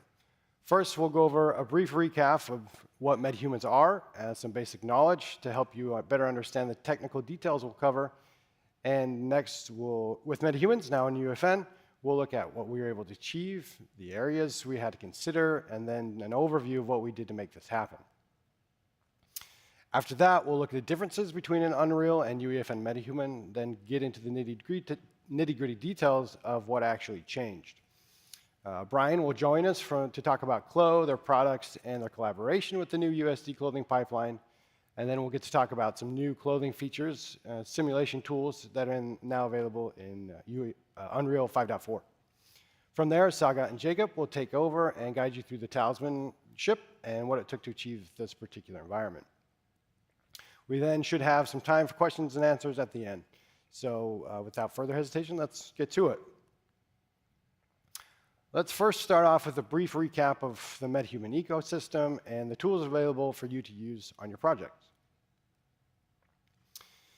Metahuman Creator is a cloud-based application that allows you to create high-fidelity digital humans. Through an easy-to-use interface, you can quickly and intuitively create photorealistic digital humans, fully rigged and ready to use. Through the power of Metahuman Creator, you can make Metahuman in minutes, starting from one of the preset characters or your own custom mesh to be used and customized in the Creator app. The Metahuman plugin for Unreal includes Mesh to Metahuman, which is an exciting feature that enables you to turn a custom mesh created by scanning, sculpting, or traditional modeling methods into a fully rigged Metahuman. After converting your mesh, you can further refine your character in the Metahuman Creator. Also available in the Metahuman plugin is Metahuman Animator. This feature set enables you to capture an actor's performance using an iPhone or stereo HMC and translate that capture to a high-fidelity facial animation on Metahuman characters. Every subtle expression, look, and emotion is accurately captured and replicated on your digital human. It's simple and straightforward and easy to achieve really incredible results, and pretty much anybody can do it. The animation produced is processed locally using GPU hardware, with the final animation available in minutes. Metahuman DNA is an integral part of Metahuman functionality. These files are created with Metahuman Creator and downloaded with Quixel Bridge in UE5. DNA calibration is a set of libraries and tools used to inspect and modify Metahuman DNA, bundled up into a single package. These tools are provided via GitHub repository for you to download and use to customize your own Metahumans. Metahumans are now available in UEFN, and this exciting news means that you can leverage all the tools available for the Metahuman framework for your UEFN projects. Talisman was our internal project to test Metahumans and push the boundaries of environments in UEFN, and we're really excited for you to use Metahumans in your projects just like we did. All right, so you might already be aware that UEFN enforces certain restrictions for better user and player experience, and we were made no exception to this rule. There's currently a 2 GB total project upload size and a total download size of about 400 megs for a UEFN island.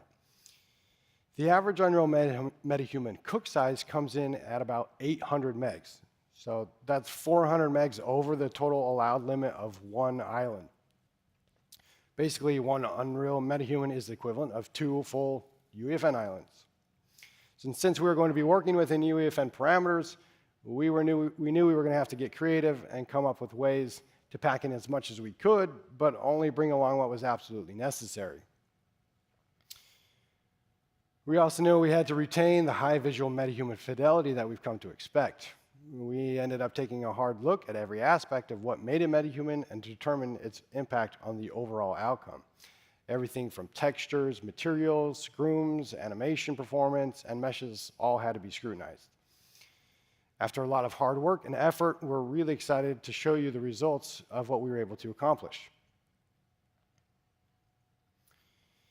Here is a one-to-one comparison of a UE and UEFN metahuman. The average Unreal Metahuman cook size is about 800 megs, like I said before, while the average UEFN version is just 60 megs. That's basically a 93% reduction in overall size.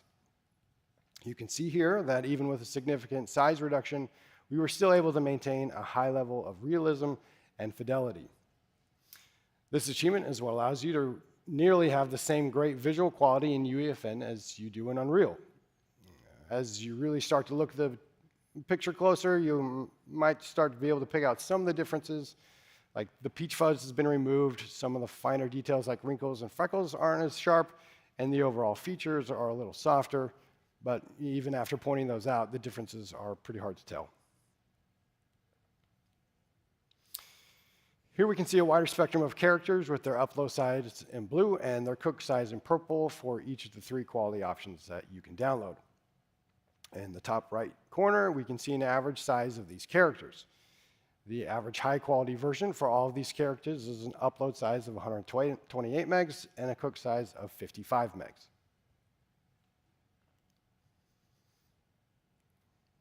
One of the biggest factors to the overall size of a metahuman simply comes down to the groom that you have chosen for your character.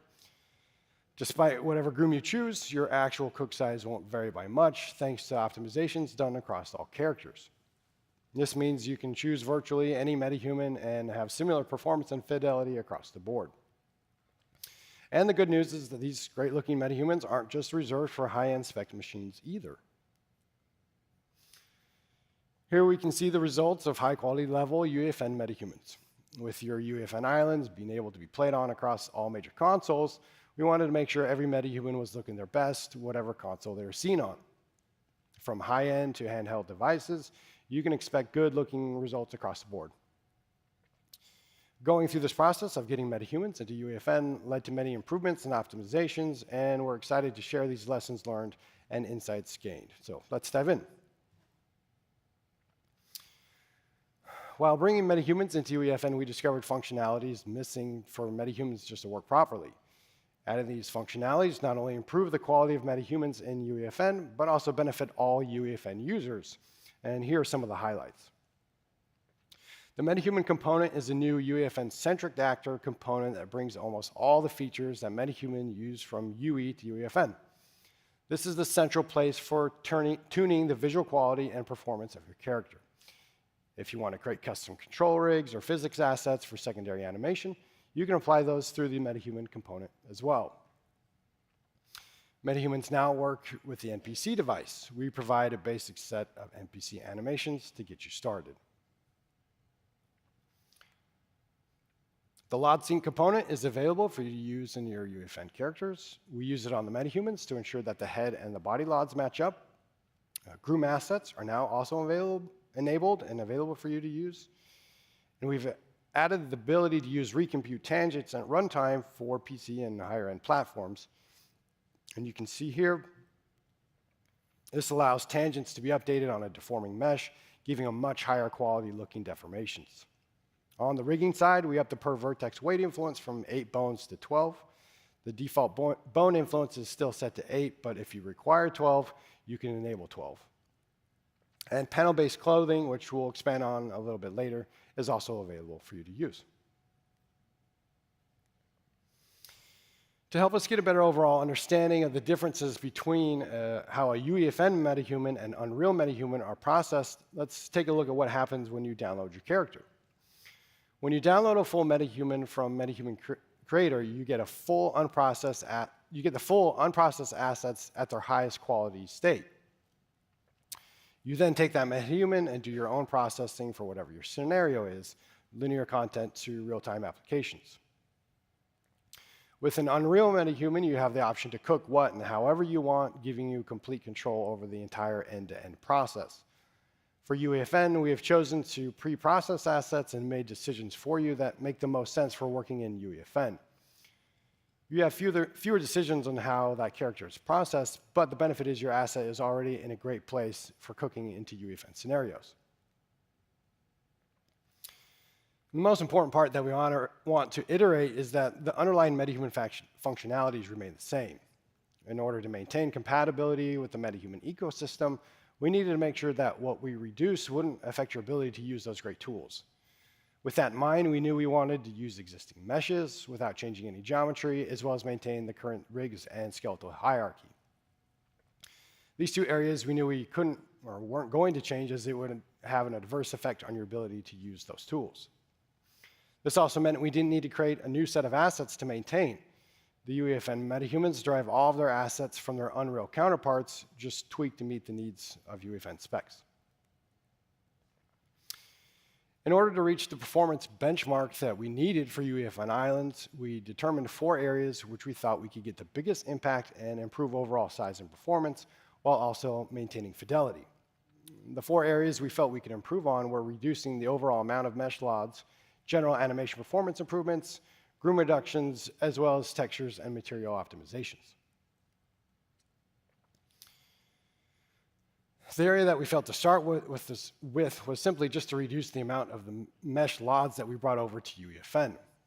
When you download a Metahuman, you have the option to select from 3 quality levels. High quality level is intended for Metahumans that will be seen up close. It will take up more space in your project than a medium or low quality Metahuman, but it should perform equally well when using LODs at a distance.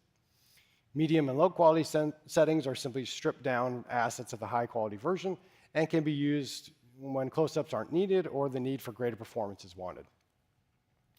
The mesh LODs that we chose to use are derived from the Unreal Metahuman. Let's take a look at an image that might help you visualize this a little bit better. First, let's take a look how the UEFN Metahuman level of details, or LODs, compare to the Unreal Metahuman LODs. As mentioned before, UEFN LODs are derived from the original Metahuman, but they're not a one-to-one mapping. Let's break that down a little bit more. We can see, based on the left-hand side, that a LOD 0 high-quality UEFN character is using LOD 1 of a UE Metahuman face and LOD 0 of a UE Metahuman body, and so on down the line. We chose these LODs because they have the highest performance and quality with the lowest amount of footprint size. To maintain the fidelity of the neck seam, we chose the corresponding head and body LODs that assured those edges lined up and are properly synced through the LOD sync component. Now let's compare how the different levels within UEFN relate to each other. The high-quality UEFN character has a total of 4 LODs, while the medium has 3 LODs, and the low has 2 LODs. We can see in the graph that the medium and low-quality versions are simply just stripped-down versions of the high-quality levels.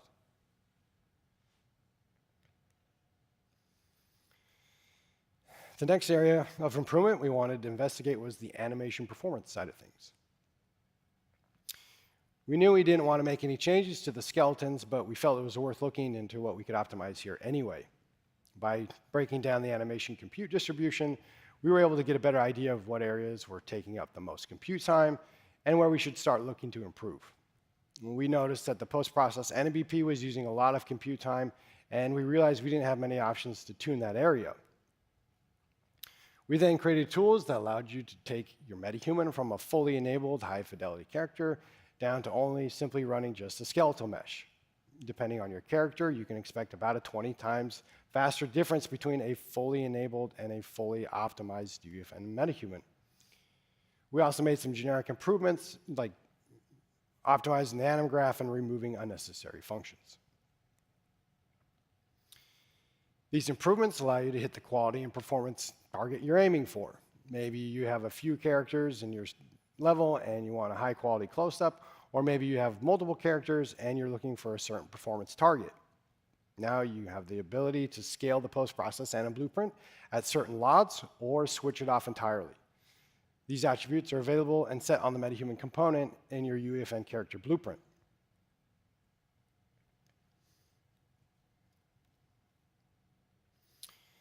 It's great that we have Metahumans and UEFN, but you do need a way to animate them once they're in your project.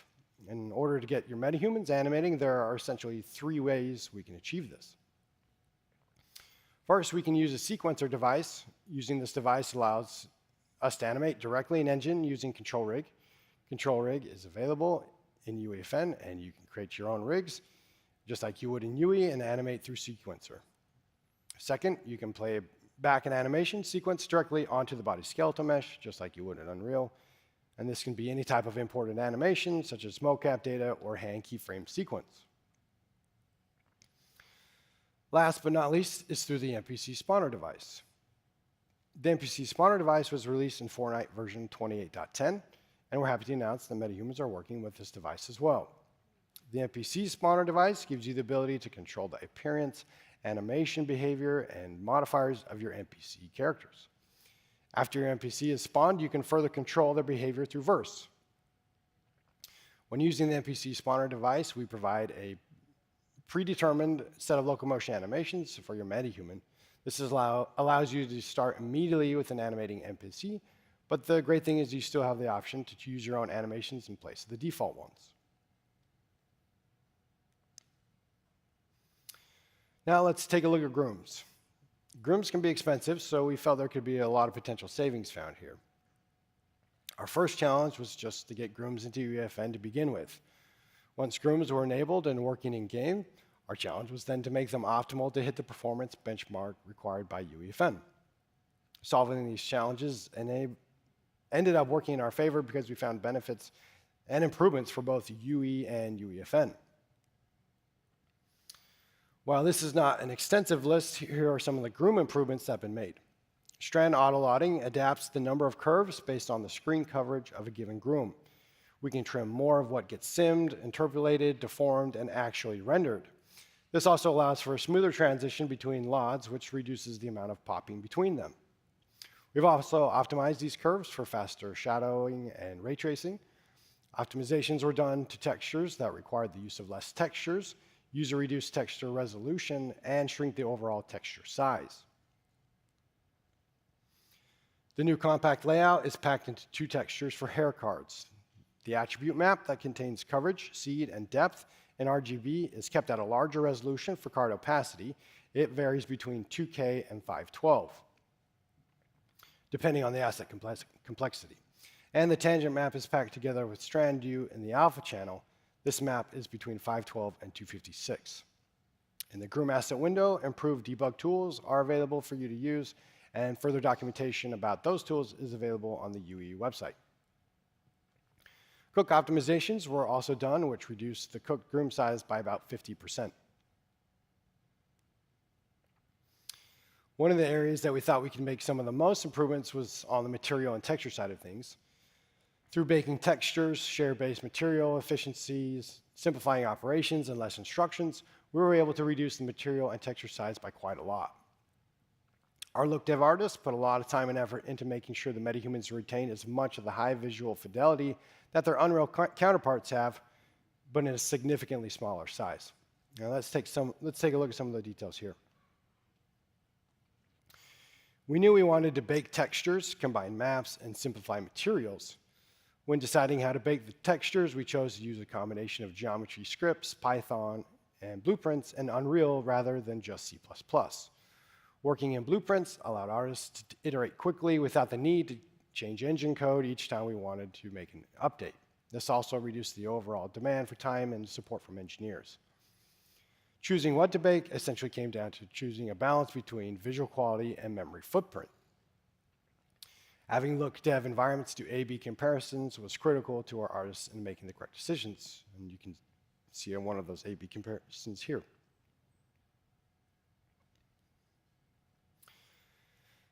The high-quality Metahuman has animated wrinkle map and face color maps. The medium version removes those animated maps, and the low has subsurface turned off with baked AO to bring back some fidelity. In the lower LODs, we also used baked grooms to save performance where it made sense, like eyebrows and some mustaches. For face materials, we ended up with 3 different material LOD versions. Each material has its own resolution setting, and it's only used for the corresponding LOD level. The highlighted material has a max of 2K resolution, and this is the resolution cap for UEFN textures. The medium material has a max of 1K resolution, and the low material has a max of 512. We also decided to share one parent base material to be more performant and allows all materials below it to inherit its parameters. For comparison, the original UE skin material was about 577 megs, and the new UEFN version is about 13 megs. All of the improvements that ended up being made, big or small, contributed to the success of Metahumans in UEFN. The optimizations learned will also benefit the Unreal Metahumans. You can expect some of these optimizations to be rolled into their Unreal counterparts. When all was said and done, and we look back at the overall impact on each area, here we see a rough relative scale of how much each area contributed to the overall reduction in size. Texture optimizations had the biggest impact, while grooms came in next. The one caveat to grooms is the complexity of your chosen groom has the biggest overall impact on the total size of your metahuman. Animation performance, by design, has the biggest range of optimizations, depending on how you choose to leverage those, and reducing the total amount of LODs was an easy win to start us off on the right foot. Up to this point, though, we had made educated decisions on what we thought would be the best areas to focus on, but we needed to really see these decisions in context. None of the final decisions were made until we could actually see the results in UEFN and evaluate visual quality and performance. And this came down to simply just looking at the assets in UEFN and doing tests. As mentioned in the slide before, having A/B comparisons and levels was really crucial to our success. Regardless of performance, we wanted to make sure we were maintaining the high level of fidelity we've come to expect. We did a lot of comparisons to determine what we could reduce and what we could not reduce in order to keep the visual fidelity high.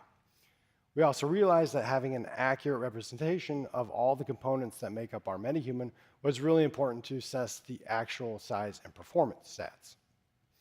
To facilitate a testing ground, we created smaller individual projects and levels that maintain consistency with the main project to ensure accurate testing results. Creating these simple test levels in UEFN allowed for an easier and quicker way to evaluate those results and isolate problems without boggling down the main project. This is a quick video of some of our test levels. We set up different lighting scenarios, tested range of motion, facial animations, clothing simulations, crowd situations, size and performance scenarios, and really just about anything else that we felt we needed to test, as well as LOD stuff.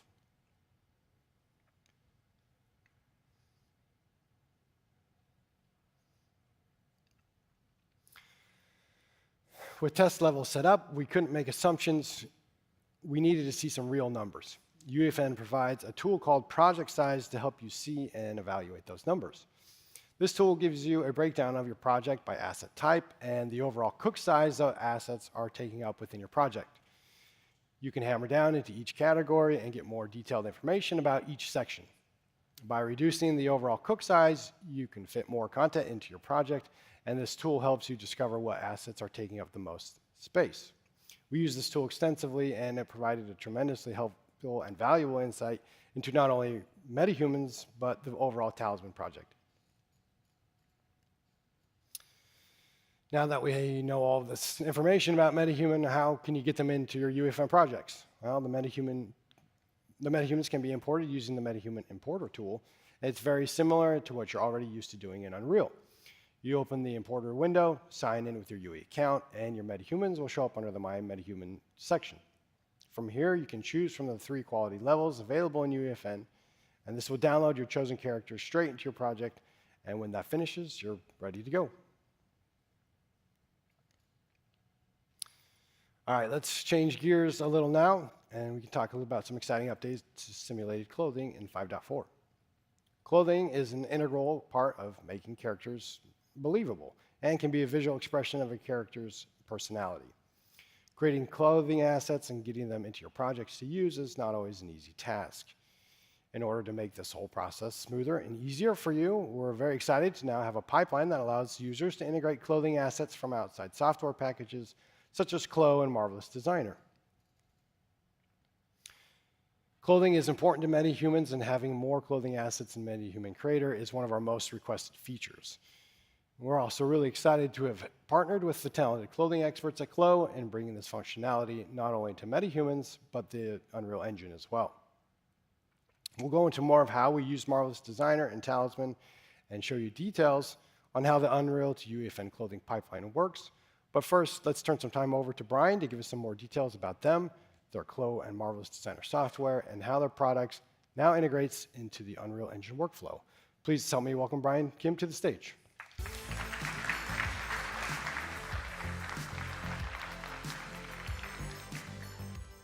Thank you, Jared. And hello, everyone. My name is Brian Kim. I'm a software product manager for Marvelous Designer at Clo Virtual Fashion, where our mission is to empower everything related to garments. For those of you in the gaming and VFX industries, which is most of this audience, our solutions primarily help designers with garments that your characters will wear. In addition to clothes, the software can also help with the development of anything that has cloth-like properties, including flags, sails, tents, as well as objects and creatures. Our technology, however, is not limited to the creation in the virtual world. We also serve brands and companies that are in the business of making real clothes, real garments, and objects that people wear in the physical world. Our solution covers everything from concept, design, manufacturing, marketing, fitting, and styling. If it's apparel related, our software can help. That's why our vision is to become everything, from the beginning to the end of every garment on Earth someday. So, cloth simulation used to be pretty niche, but the tech is so advanced now that many fashion brands are now using our solutions to make key product development decisions. Clo, our apparel design software, is trusted and used by many prominent fashion brands. By working with us, companies can accelerate their creation process and reduce costs while achieving higher quality and accuracy. Marvelous Designer is doing the same for the gaming, VFX, and filmmaking industries. Our software allows artists to achieve high levels of realism and quality with their garment simulations. And we were thrilled recently when the US Academy of Motion Pictures, which gives out the Oscars, gave the Marvelous Designer team a Scientific and Technical Achievement Award. It was an incredible honor that would not have been possible without feedback and input from the entire Marvelous Designer user community. So we would like to take this opportunity once again to thank everyone. Thank everyone that for using our software. For us, it was a rewarding confirmation that Marvelous Designer is the filmmaking industry's tool of choice when it comes to cloth simulation. And with Epic Games, our motivation is to make 3D garment more accessible to our mutual user community through USD file format. Until now, Marvelous Designer users created artwork, including garments, creatures, and various assets based on our unique pattern-based workflow. However, bringing the artwork to another software has always been troublesome because of inherent limitations of using different file formats to suit user needs. Clothing-specific properties would be lost in traditional export and import process, and users would be left with a mesh that happens to look like clothes. We believe that USD is the key to an open and collaborative workflow for creating garments in Marvelous Designer and unlocking their true potential in Unreal Engine.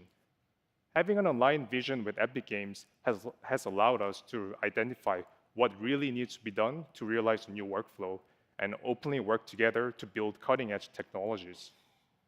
Also, Metahuman is something that our Clo and Marvelous Designer users have been asking for a long time. Metahuman is crucial to us, as its technology will allow users to customize high-fidelity digital humans for more realistic and versatile digital fashion applications. With that being said, we want to ensure that Metahuman technologies shine even brighter with realistic clothing created in Clo and Marvelous Designer.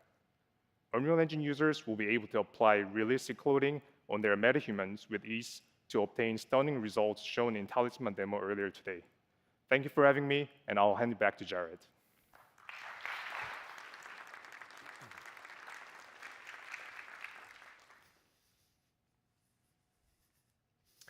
All right, thank you, Brian. It really is awesome to be able to take clothing assets from high-end packages like clothing and Marvelous Designer, where clothing panels and parameters translate directly into the engine. With such an easy integrated workflow, it's clear to see it's a win-win for everybody here. This new process, which will be in beta in 5.4, allows you to easily see the real-time representation of your sim setup quickly. Once in the engine, you have the option to use those results in Unreal or send them on to be used in UEFN. At Epic, we used Marvel's Designer to create the costume for Rue, our captain on Talisman. Here we can see we use one of our stock Metahuman bodies from Metahuman Creator to construct the costume. You can begin your creation process by constructing your clothing in Marvel's Designer like we did. When working in Marvel's Designer, your fabric selections and simulation settings matter. If you choose to transfer those simulation properties during the USD process, we take into account those attributes and they will affect the simulation behavior in Unreal. Once you're finished in Marvelous Designer, the new USD export is an easy way to get your clothing assets out of Marvelous Designer and straight into the Unreal Engine. Once you've imported your clothing assets into Unreal, we can now start setting up the cloth panel graph. You can choose a workflow that ranges anywhere from fully automated to a completely hand-tweaked setup.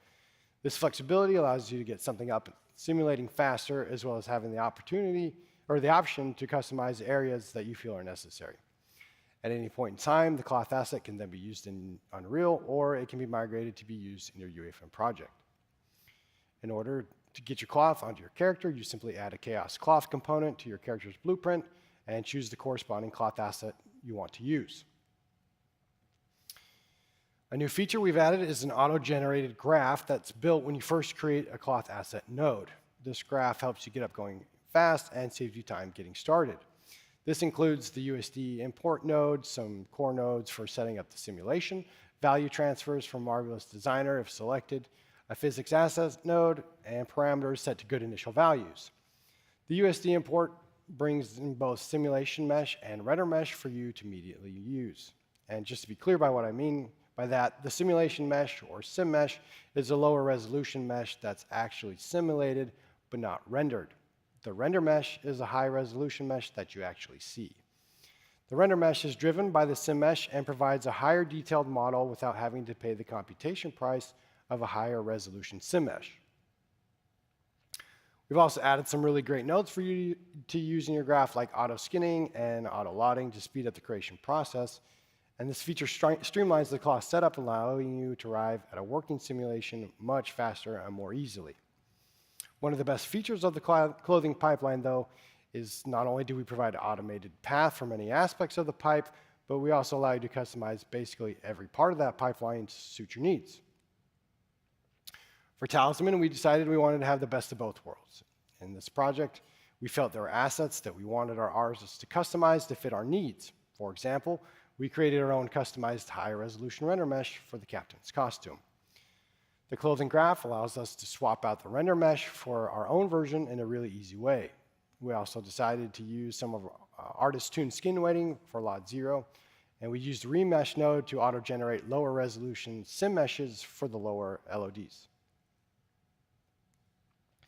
In addition, we dialed in the simulation solver settings as well as other nodes to meet the needs of our project. But another customization we used is a really cool new feature which uses a kinematic collider. This is a deformable collider mesh that moves with the skinned asset. This allows for more accurate collisions at a relatively inexpensive price. The kinematic collider is really easy to set up in the graph and solves a lot of problems that come from just using capsules. The ability for us to customize the graph in areas that we wanted to, but also take advantage of the automated processes where we could, saved us time while also giving us creative freedom and control over the end results. With these features, you can decide what pipeline best works for your needs, anything from, again, the fully automated to totally customizable. Let's take a closer look at the clothing panel editor now. The clothing panel editor was released in 5.3 and introduced a new way of authoring cloth. The panel editor is where all your clothing graph work is done. There are 4 main sections to the editor. In the top left is the panel viewer, where you can see 2D and 3D representations of your asset, make selections, and paint weight maps. There have been a lot of tool improvements made here for easier painting and selection, and we'll continue to refine the tools and processes there. In the middle of the editor is the simulation viewer. Here you can view the actual simulation behavior, play animations, use different meshes to view your cloth on, and see the visual debug tools. On the far right is the panel for simulation details, preview scene settings, and the simulation visualization tools. The preview settings tab allows you to set skeletal meshes and animations to view your clothing with, and the details panel has all the usual settings that pertain to the clothing asset. The visualization panel has a lot of great features like seeing only the simulation mesh, displaying collisions, viewing weight maps, and simulation statistics, just to name a few.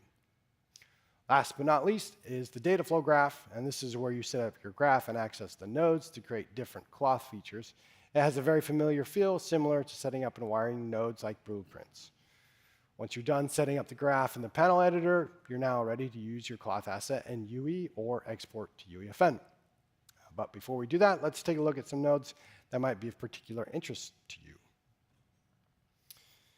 The new Transfer Skin Weights node is a new tool that we've added to the Unreal Toolbox for you to use. This node allows you to take an imported static mesh or asset come from the USD import and copy weights from a user-defined skeletal mesh to the chosen mesh. Since the cloth solver needs weights in order to work correctly, this is a great solution that skips the need for you to rig and weight your clothing mesh in an external DCC. In most cases, all you'll need is a rigged body, most likely your character or simplified version of it, and then your static mesh as inputs. The output of this node will give you a skin version of the static mesh, now ready to use for your clothing asset. It's worth noting that the algorithm we use in this node is different from what you might find in some DCC packages. The node provides an option for you to use a closest point on surface method if you wish, but the in-paint weight method is something that's quite different. This algorithm allows us to significantly better handle loose clothing as well as armpits and other tight areas on the mesh. And this method is a robust, non-data-driven mesh algorithm, which essentially means it'll work on any given mesh. You could also use the skin transfer even if you don't want to simulate your clothing. You can simply use this node into the graph without any simulation nodes, and the end result will be the rigged version moving with your character. And we use this technique for Law 2 on our Talisman project. The remesh node allows for auto-generation of lower resolution meshes based on a target percentage. You can choose to remesh both the render mesh and simulation mesh, or just one or the other. For creating LODs and Talisman, we took a hybrid approach. We hand-created our render mesh LODs, but we used the remesh nodes to auto-reduce the simulation meshes. We decided to, we decided to keep the same render mesh for both LOD 0 and LOD 1 as we felt the lower resolution wrapped better to the simulation mesh. And here you can see the numbers that we targeted for both the simulation and render mesh. Depending on your project needs and complexity, these numbers will be different for you. Now that you have the cloth asset all set up, getting your cloth asset into UEFN is really straightforward. At any point in time in your process, you can use the migrate tool to migrate your cloth into UEFN. When migrating your cloth, the only essential asset you need to migrate is the cloth asset itself and a physics asset if you've chosen to use one. Materials and textures are also available for you to migrate, but you may or may not need them depending on your project needs and if this is the first time you've migrated the asset into your project. The clothing asset bundles up almost everything you need into one asset, which makes the process really simple when exporting to UEFN. Rouge Jacket is 100% simulated using self-collision and a kinematic collider. Real-time simulation is not an easy task, and it's always a give-and-take relationship when it comes to performance and quality. Our goal is to make real-time simulation more widely usable and performance-friendly. You can expect a one-to-one performance and behavior between Unreal and UEFN, which is really cool. For Talisman, our goal was 30 frames a second on a high-end machine, going for high-end quality simulation in a close-up scenario. Our lower LOD simulation frame rates come in anywhere from about 50 to 60 frames a second after tuning the graph for those specific LODs. Total simulated vertices, self-collisions, and solver iterations being the biggest factors for performance. Our clothing tool gives you options as a developer. Whatever your budget is, real-time simulated clothing is a much more realistic option for you to use in your project. Our engineers and artists have been on the ground level using this system, and we're really excited to continue to push and develop it on our all fronts. You now have the ability to import your clothing creations from high-end software packages like Clo and Marvelous Designer. The USD import process is what allows you to bring those clothing assets and to be translated into software packages into Unreal. You can utilize both automated and custom setups in your cloth asset graph. You can use a cloth asset in Unreal or easily migrate it into UEFN. And when this comes out in UEFN as early access, it will be released with documentation to help you get the best results from your assets in both Unreal and Marvelous Designer. The Clo and Marvelous Designer functionality will also be releasing at the same time 5.4 does. So at 5.4 launch, everything is unlocked and ready for you to use. We'd like to thank Clo for their work and their collaboration as we worked on implementing the USD format, and collaborating with the clothing and fashion industry leading company like Clo is really a wonderful opportunity. We're really excited to see what the community creates and leverages when making these and creating their own experiences. But even with the coolest looking characters, what's a character without an environment to live in? Talisman has a beautiful backdrop for our captain, and here to tell us more about the environment is Saga and Jacob. Please help me welcome them out now. Thank you very much, Jared. Hello, everyone. Super cool to have you all here. My name is Jacob. I'm an environment artist here at Epic Games. Hey, everyone. I'm Saga, a senior environment artist here at Epic. Seeing the amazing advancements on the Metahuman side, we had our work cut out for us to achieve environments that match that quality bar. As an environment team, our goal for this demo was to build a huge, highly detailed spaceship to show what creators can achieve in UEFN when using their own custom content. Jared already touched on the project size constraints, and so just like the character team, we too had to seriously rethink our approach to content creation.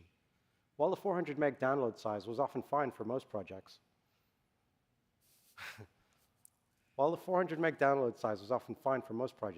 keep in mind that ours needed to leave plenty of room in the budget for the Metahuman character, custom audio, VFX, creative gameplay devices, among other things. With all these elements taken into account, we were left with just 200 megs to fit our entire environment into. Now, in an attempt to provide additional context for how big of a difference this 200 megabyte target truly was for the entire team, I do want to draw a quick comparison to last year's Electric Dreams demo, for which we built an extremely detailed jungle environment. Really pushing the visuals and ensuring the highest degree of realism specifically for this demo, we created extremely high poly assets, which in turn took up a lot of memory. Even just a singular custom foliage asset variation shown in that demo clocked in at around 350 megabytes, almost twice exceeding our UEFN budget for the entire Talisman. So essentially, we somehow had to attempt to squeeze an entire spaceship into the budget of half a firm. Now, with these constraints in mind, we knew that we couldn't just build the ship using traditional game art workflows. We'd be over budget after essentially just building a single room. Then how do we work around that restriction? Let's dive into how exactly we approached building our environment specifically for UEFN. Okay, so to do this, here are the main topics we're going to focus on. First, we'll discuss the typical challenges faced by creators when building their own custom environments. Next, we'll talk about the best practices we discovered to achieve a high level of detail in a tight budget. Following on from that, my friend Jacob here is going to do a deep dive into our fully procedural material framework, which was probably the biggest factor in how we managed to squeeze this massive ship into just 200 megs. Then we'll go into our lumen lighting workflows and how we carefully balanced visual fidelity against performance to hit our target 60 FPS. Finally, we'll discuss memory management and the tools we use to get within the limits of the memory thermometer. Okay, so let's identify the primary challenges you might face. The first thing you usually need to consider is your project download size. Those 400 megs can start to fill up very quick when you're bringing in your own models and textures. You'll also need to think about how your project scales to each platform, from high-end PCs and previous-gen consoles, potentially all the way even down to mobile. As well as visually scaling down, you need to worry about getting solid perf on each of these platforms as well. Finally, you need to keep your runtime memory limits in mind, as in order to publish your island, you've got to stay below the 100K threshold allowed by the thermometer. So with these challenges in mind, here are some of the fundamental best practices to follow when creating your own custom models. We found that the best approach for hard surface environments like ours were these mid-poly meshes with face-weighted normals. These allowed for nice mesh silhouettes and clean edge highlights without having to make normal maps from high to low poly models, which would be really expensive texture maps if we had unique textures for everything.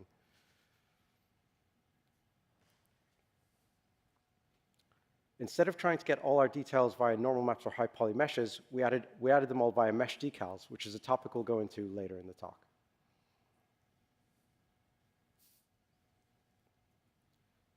We also recommend working in a modular way, building versatile assets like these that can be creatively repurposed for a variety of uses. This kitchen area, for example, is fully built out of a small kit of repeating elements borrowed from other areas of the ship. We don't have any single-use, one-off models anywhere in the level, and instead built every room and prop out of this same kit of modular parts. So working this way massively reduced our project size footprint. For larger props that would be duplicated around the level, we just made blueprint actors.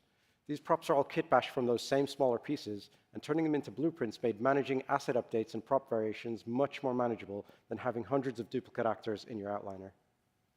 So far we managed to keep our content cheap by either reusing most of it and also, well, reducing the complexity of our meshes. But we're still left with one massive issue, literally, in terms of memory budget.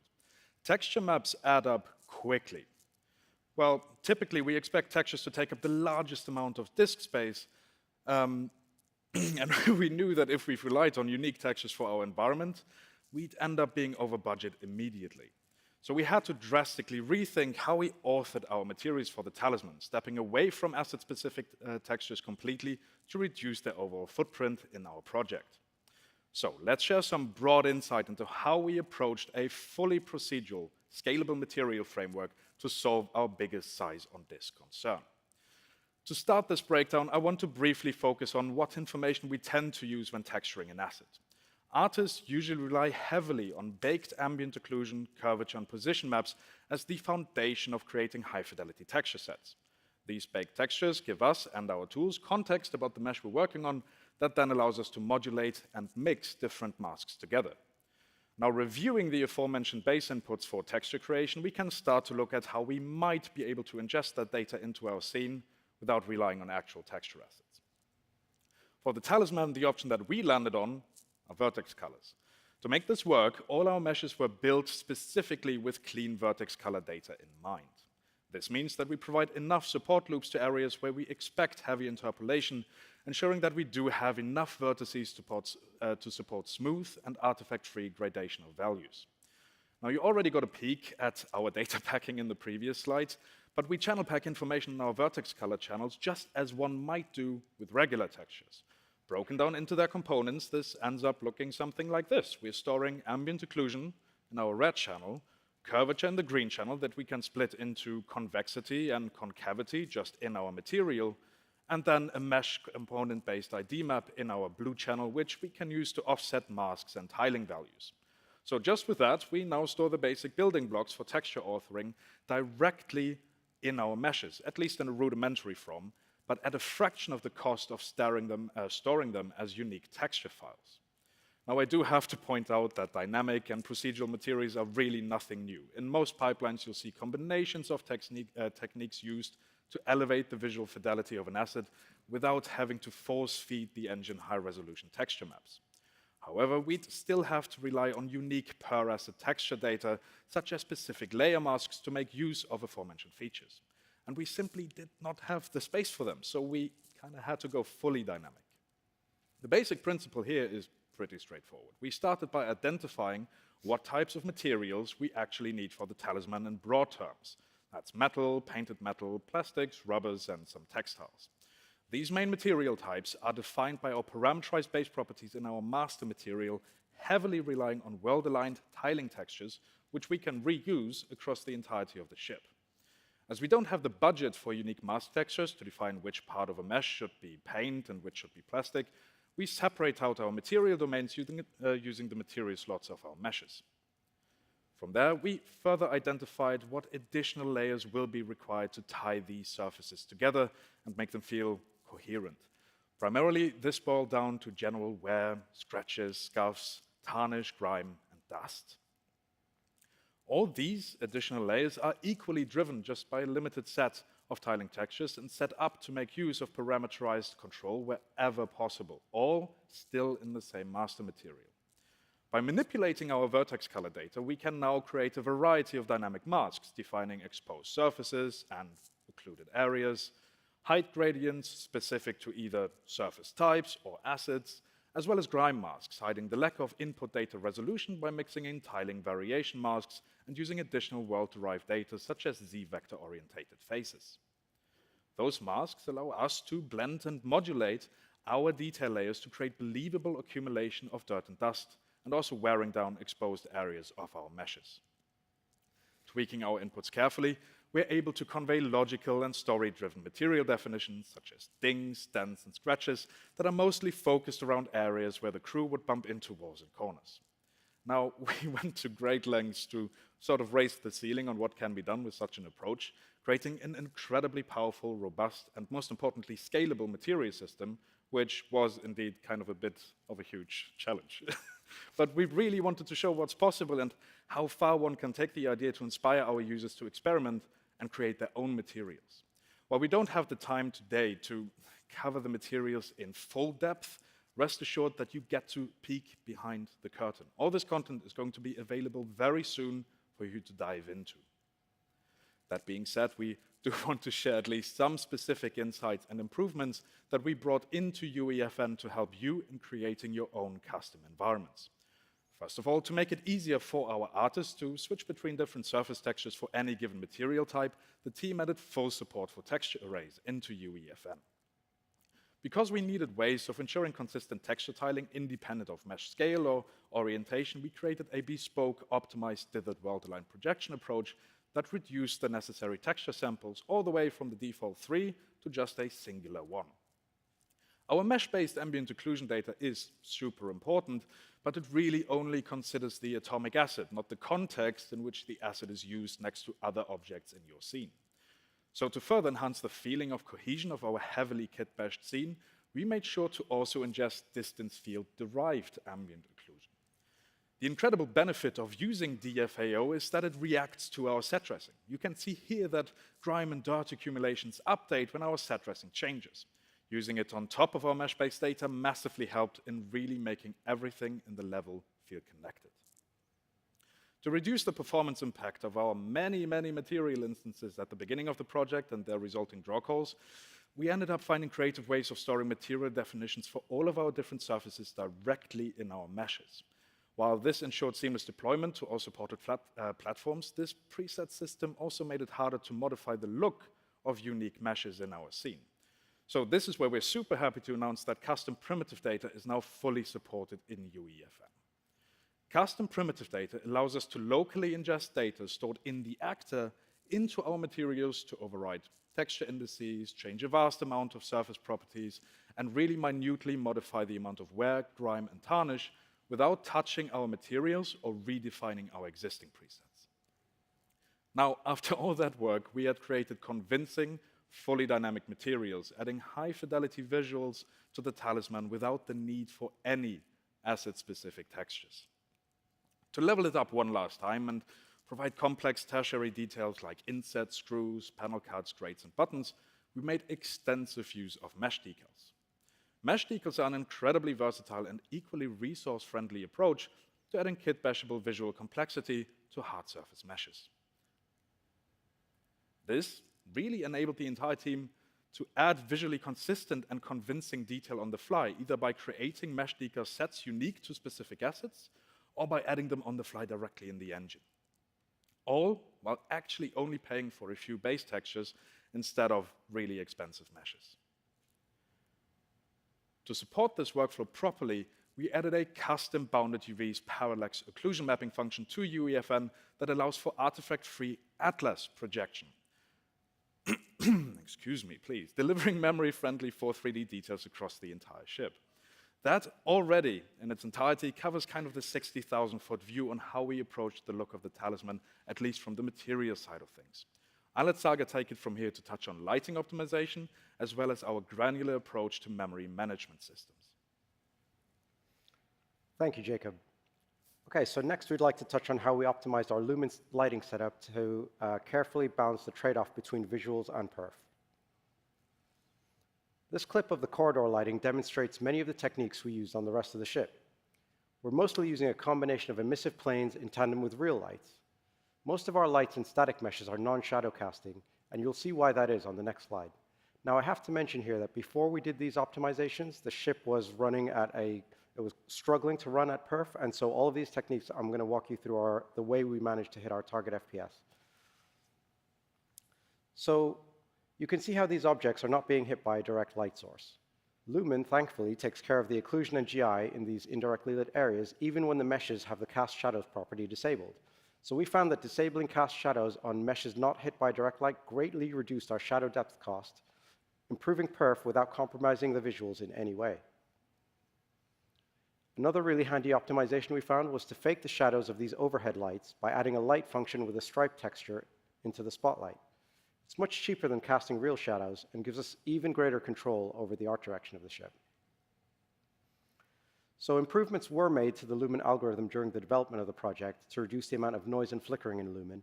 But while we were working on the project, we found that a great way to reduce the flickering even further was to dial the emissive intensity of our materials to really low values and to complement each of these planes with small radius non-shadow casting spotlights.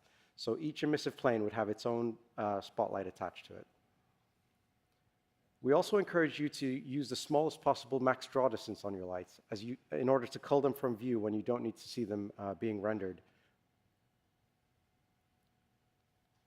Another handy technique is to press Alt-7 to visualize the light complexity in your scene.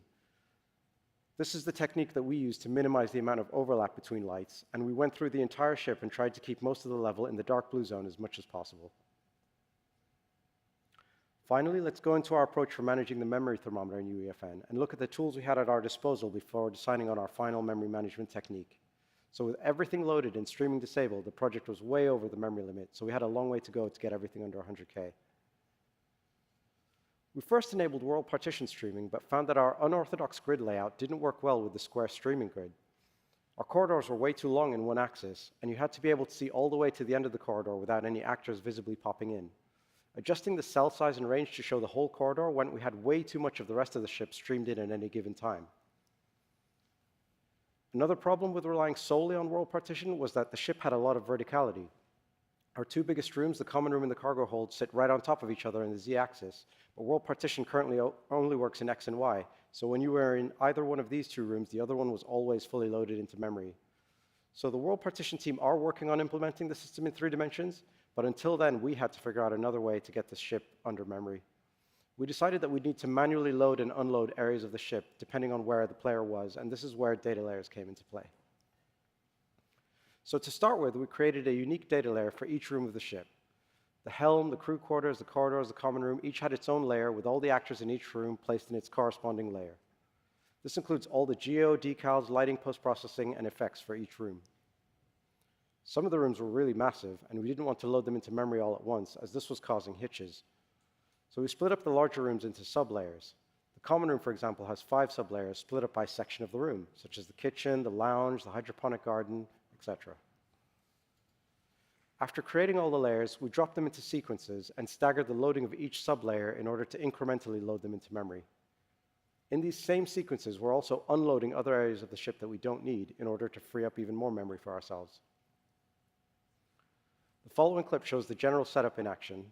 We plug our data layer load sequences into these cinematic sequence devices and trigger them whenever the player crosses mutator zones around the level. We naturally try to place these trigger zones in places that completely hide the loading from the player, but here you're going to see what's actually happening under the hood when the player crosses one of these mutator zones. So this is what we didn't want you to see, but essentially each section of the ship is incrementally popping in as you're going through this common room area.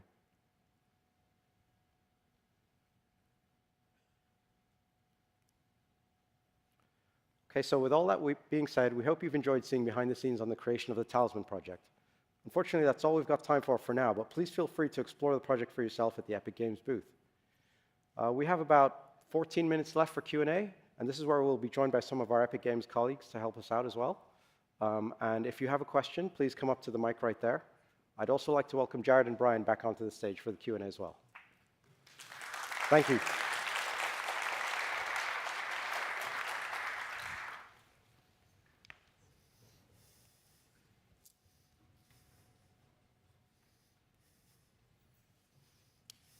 Hi there. I want to ask if did you use HLODs or HLODs to prevent that popping and see if it fixes the issue with special loading essentially? Sorry, could you say it a bit louder?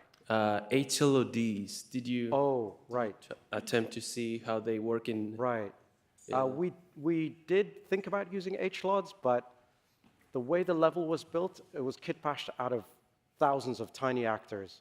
And also, we were so tight in the memory budget that generating HLOD meshes would have probably taken us over the limit.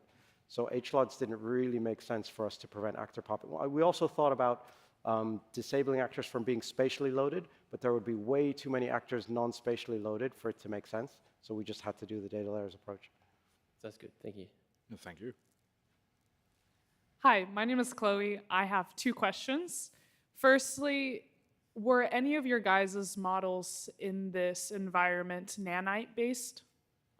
Actually, yes, all of them are using Nanite. I mean, Okay. Nanite scales based on the platform. So for PC and the high-end platforms, Nanite is enabled. And then as soon as we start trickling down to the low-end platforms, we switch to regular static meshes.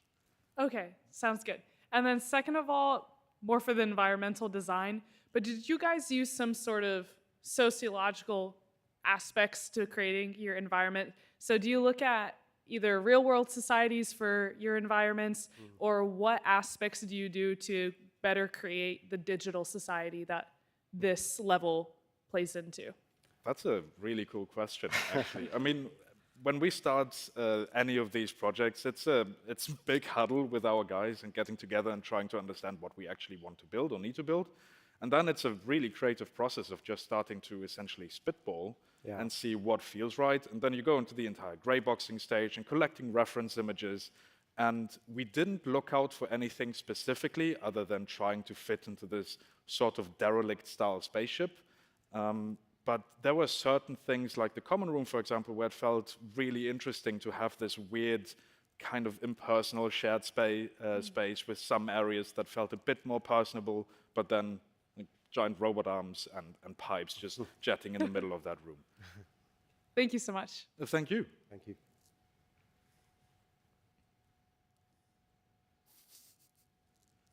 Any more questions?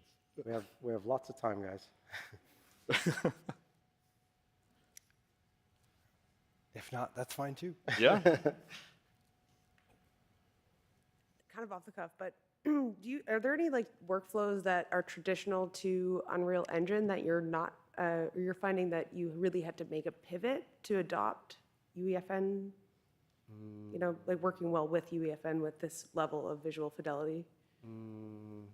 Well, I would say if we're building environments in Unreal Engine 5, we're not worried about how much detail we're adding in there, nor are we worried about the number of triangles.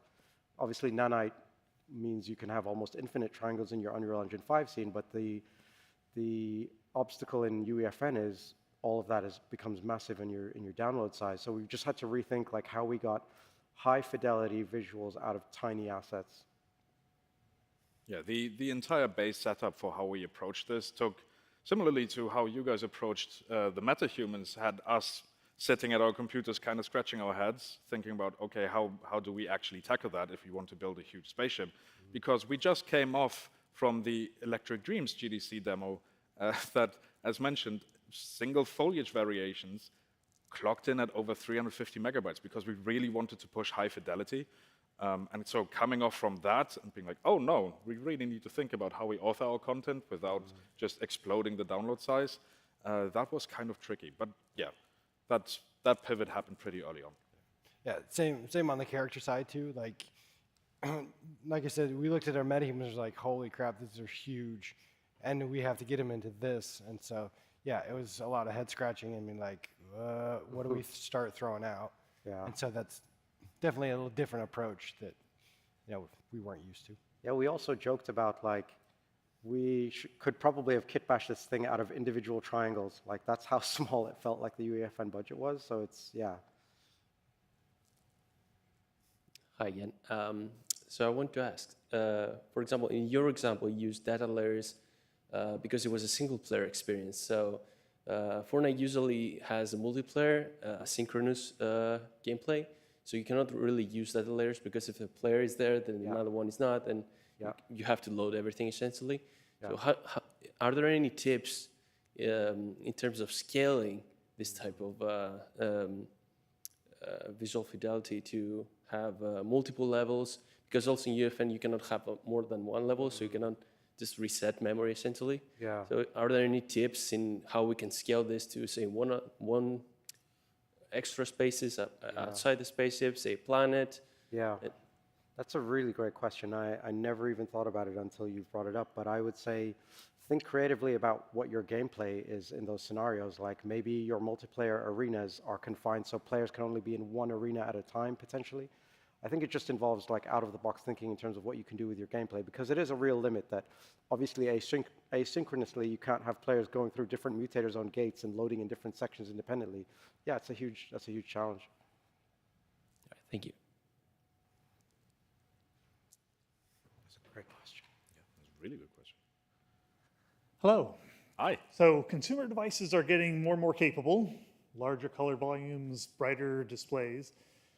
What techniques can a developer use to go ahead and take advantage of some of those brighter displays without messing up SDR or vice versa?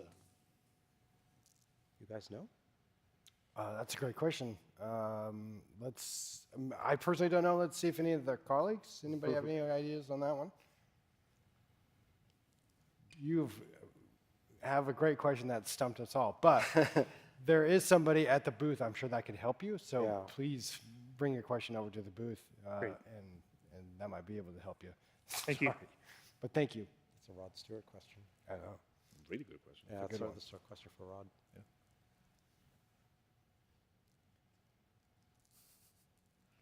Got someone coming down.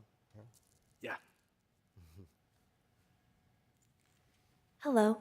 I wanted to ask how you broke down the huge procedural challenge that you had between your team, breaking it down into so many assets. How did you manage that within your team? Well, so the good thing is, kind of cool question again. Our team is relatively small to begin with, so we don't have to manage 120 people and figure out, okay, who's working on what. And especially at the beginning, this was a bit akin to shotgun development approach, or throwing stuff at the wall and seeing what sticks, in the sense that we started with just the corridor and trying to figure out, okay, what do we want this corridor to look like, and how can we split out certain parts to reuse them? And then this corridor became our visual or artistic touching stone to understand, okay, this is the style we're going for, and from here we can just expand to the to other parts of the ship. Yeah. And during that entire process of expanding into other areas of the ship, we just found more and more use cases for the assets we already had. Yeah. And if we found areas where we didn't have any assets to use for, then we actually started in creating new assets. So I think pretty much for 3/4 of the entire project development, we were still adding assets to the roster while also deleting old stuff that we noticed we don't actually need and we can replace with other content. Yeah. So there was no grand master plan going into this. It was literally just, okay, let's try to figure out how we can make this work. Yeah, like we were totally winging it. We didn't do it the right way to start with, and we pivoted dozens of times. But at the beginning, we were just modeling, like normally, like as you would normally design and model a part of a ship, and figuring out what were the common geometry elements that we needed in different areas of the ship, and then starting to reduce the amount of assets we had just by stripping down, like that section of the door can probably do with having that section of the hallway, and just like creatively repurposing assets where we thought they made sense, and using that to get rid of additional meshes that were extraneous to the project. So it was trial and error and just like figuring out what we could cut. Yeah, it was a long process. Like figuring out how we built something like this, something so complex for UEFN. We had no prior experience in that in our team, so we had to make some well-informed decisions at the beginning, sort of like the Metahuman team is seeing like, okay, what are our easy wins? And then going from there and trying to be more informed based on what happened during the project. I hope that answers the question. Yes, thank you. And since I don't see anyone else, I'll ask another question. So is most of the lighting baked lighting? No, No? it's all just lumen. It's all fully dynamic lighting. There's no baked lighting in UEFN, period. That was one of the biggest challenges is there's no sun hitting any of this stuff, so it's all like really soft indirect lighting, which without baked lighting is in games a huge challenge. And when we first threw our initial pass at lighting in there, there was a ton of flickering, and we had to go through all of these like sort of trial and error phases that I showed in the lighting section to reduce the amount of flickering to the point where it's barely perceptible. But yeah, that was a big challenge. Awesome. So are they, did you have to touch the light maps very much? There's Specifically? no light maps whatsoever. You can't have light maps in UEFN. Okay, Yeah, thank you. thank you. No worries. Hello, I had a quick question with environment art. I've tried baking my weighted normals before, but they don't work if the mesh is open. Do you guys, is all your meshes closed, or do you guys have a different method of baking your weighted normals? We do have some open meshes. We approach, because some of us were using one DCC and then another of our environment guys would be using another DCC to author their meshes. But we used weighted normal modifiers on a lot of them, so it wasn't a full baking pipeline that we went through. And that actually worked surprisingly well on open meshes too. With weighted normals, you have to be, well, a bit cautious and it can be finicky sometimes because you expect a certain result and then the software just throws you a different one that you didn't quite expect. And then massaging the polys in a way that they give you what you need visually. Yeah. But there was no magic sauce on that. Yeah, no, the meshes aren't perfect. Like we tried to get rid of shading artifacts by manually adjusting normals as much as we could, but it was a lot of like manual work as well. Okay, cool, thank you. No worries, thank you. Hi. Hello. They keep coming.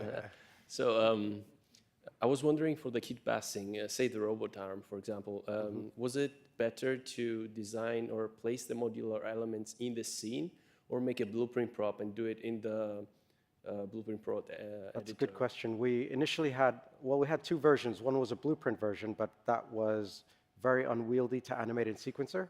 So we have a non-blueprint version, which is just arranged in the outliner in a highly organized folder, and that's all like keyed in sequencer. So we have two versions.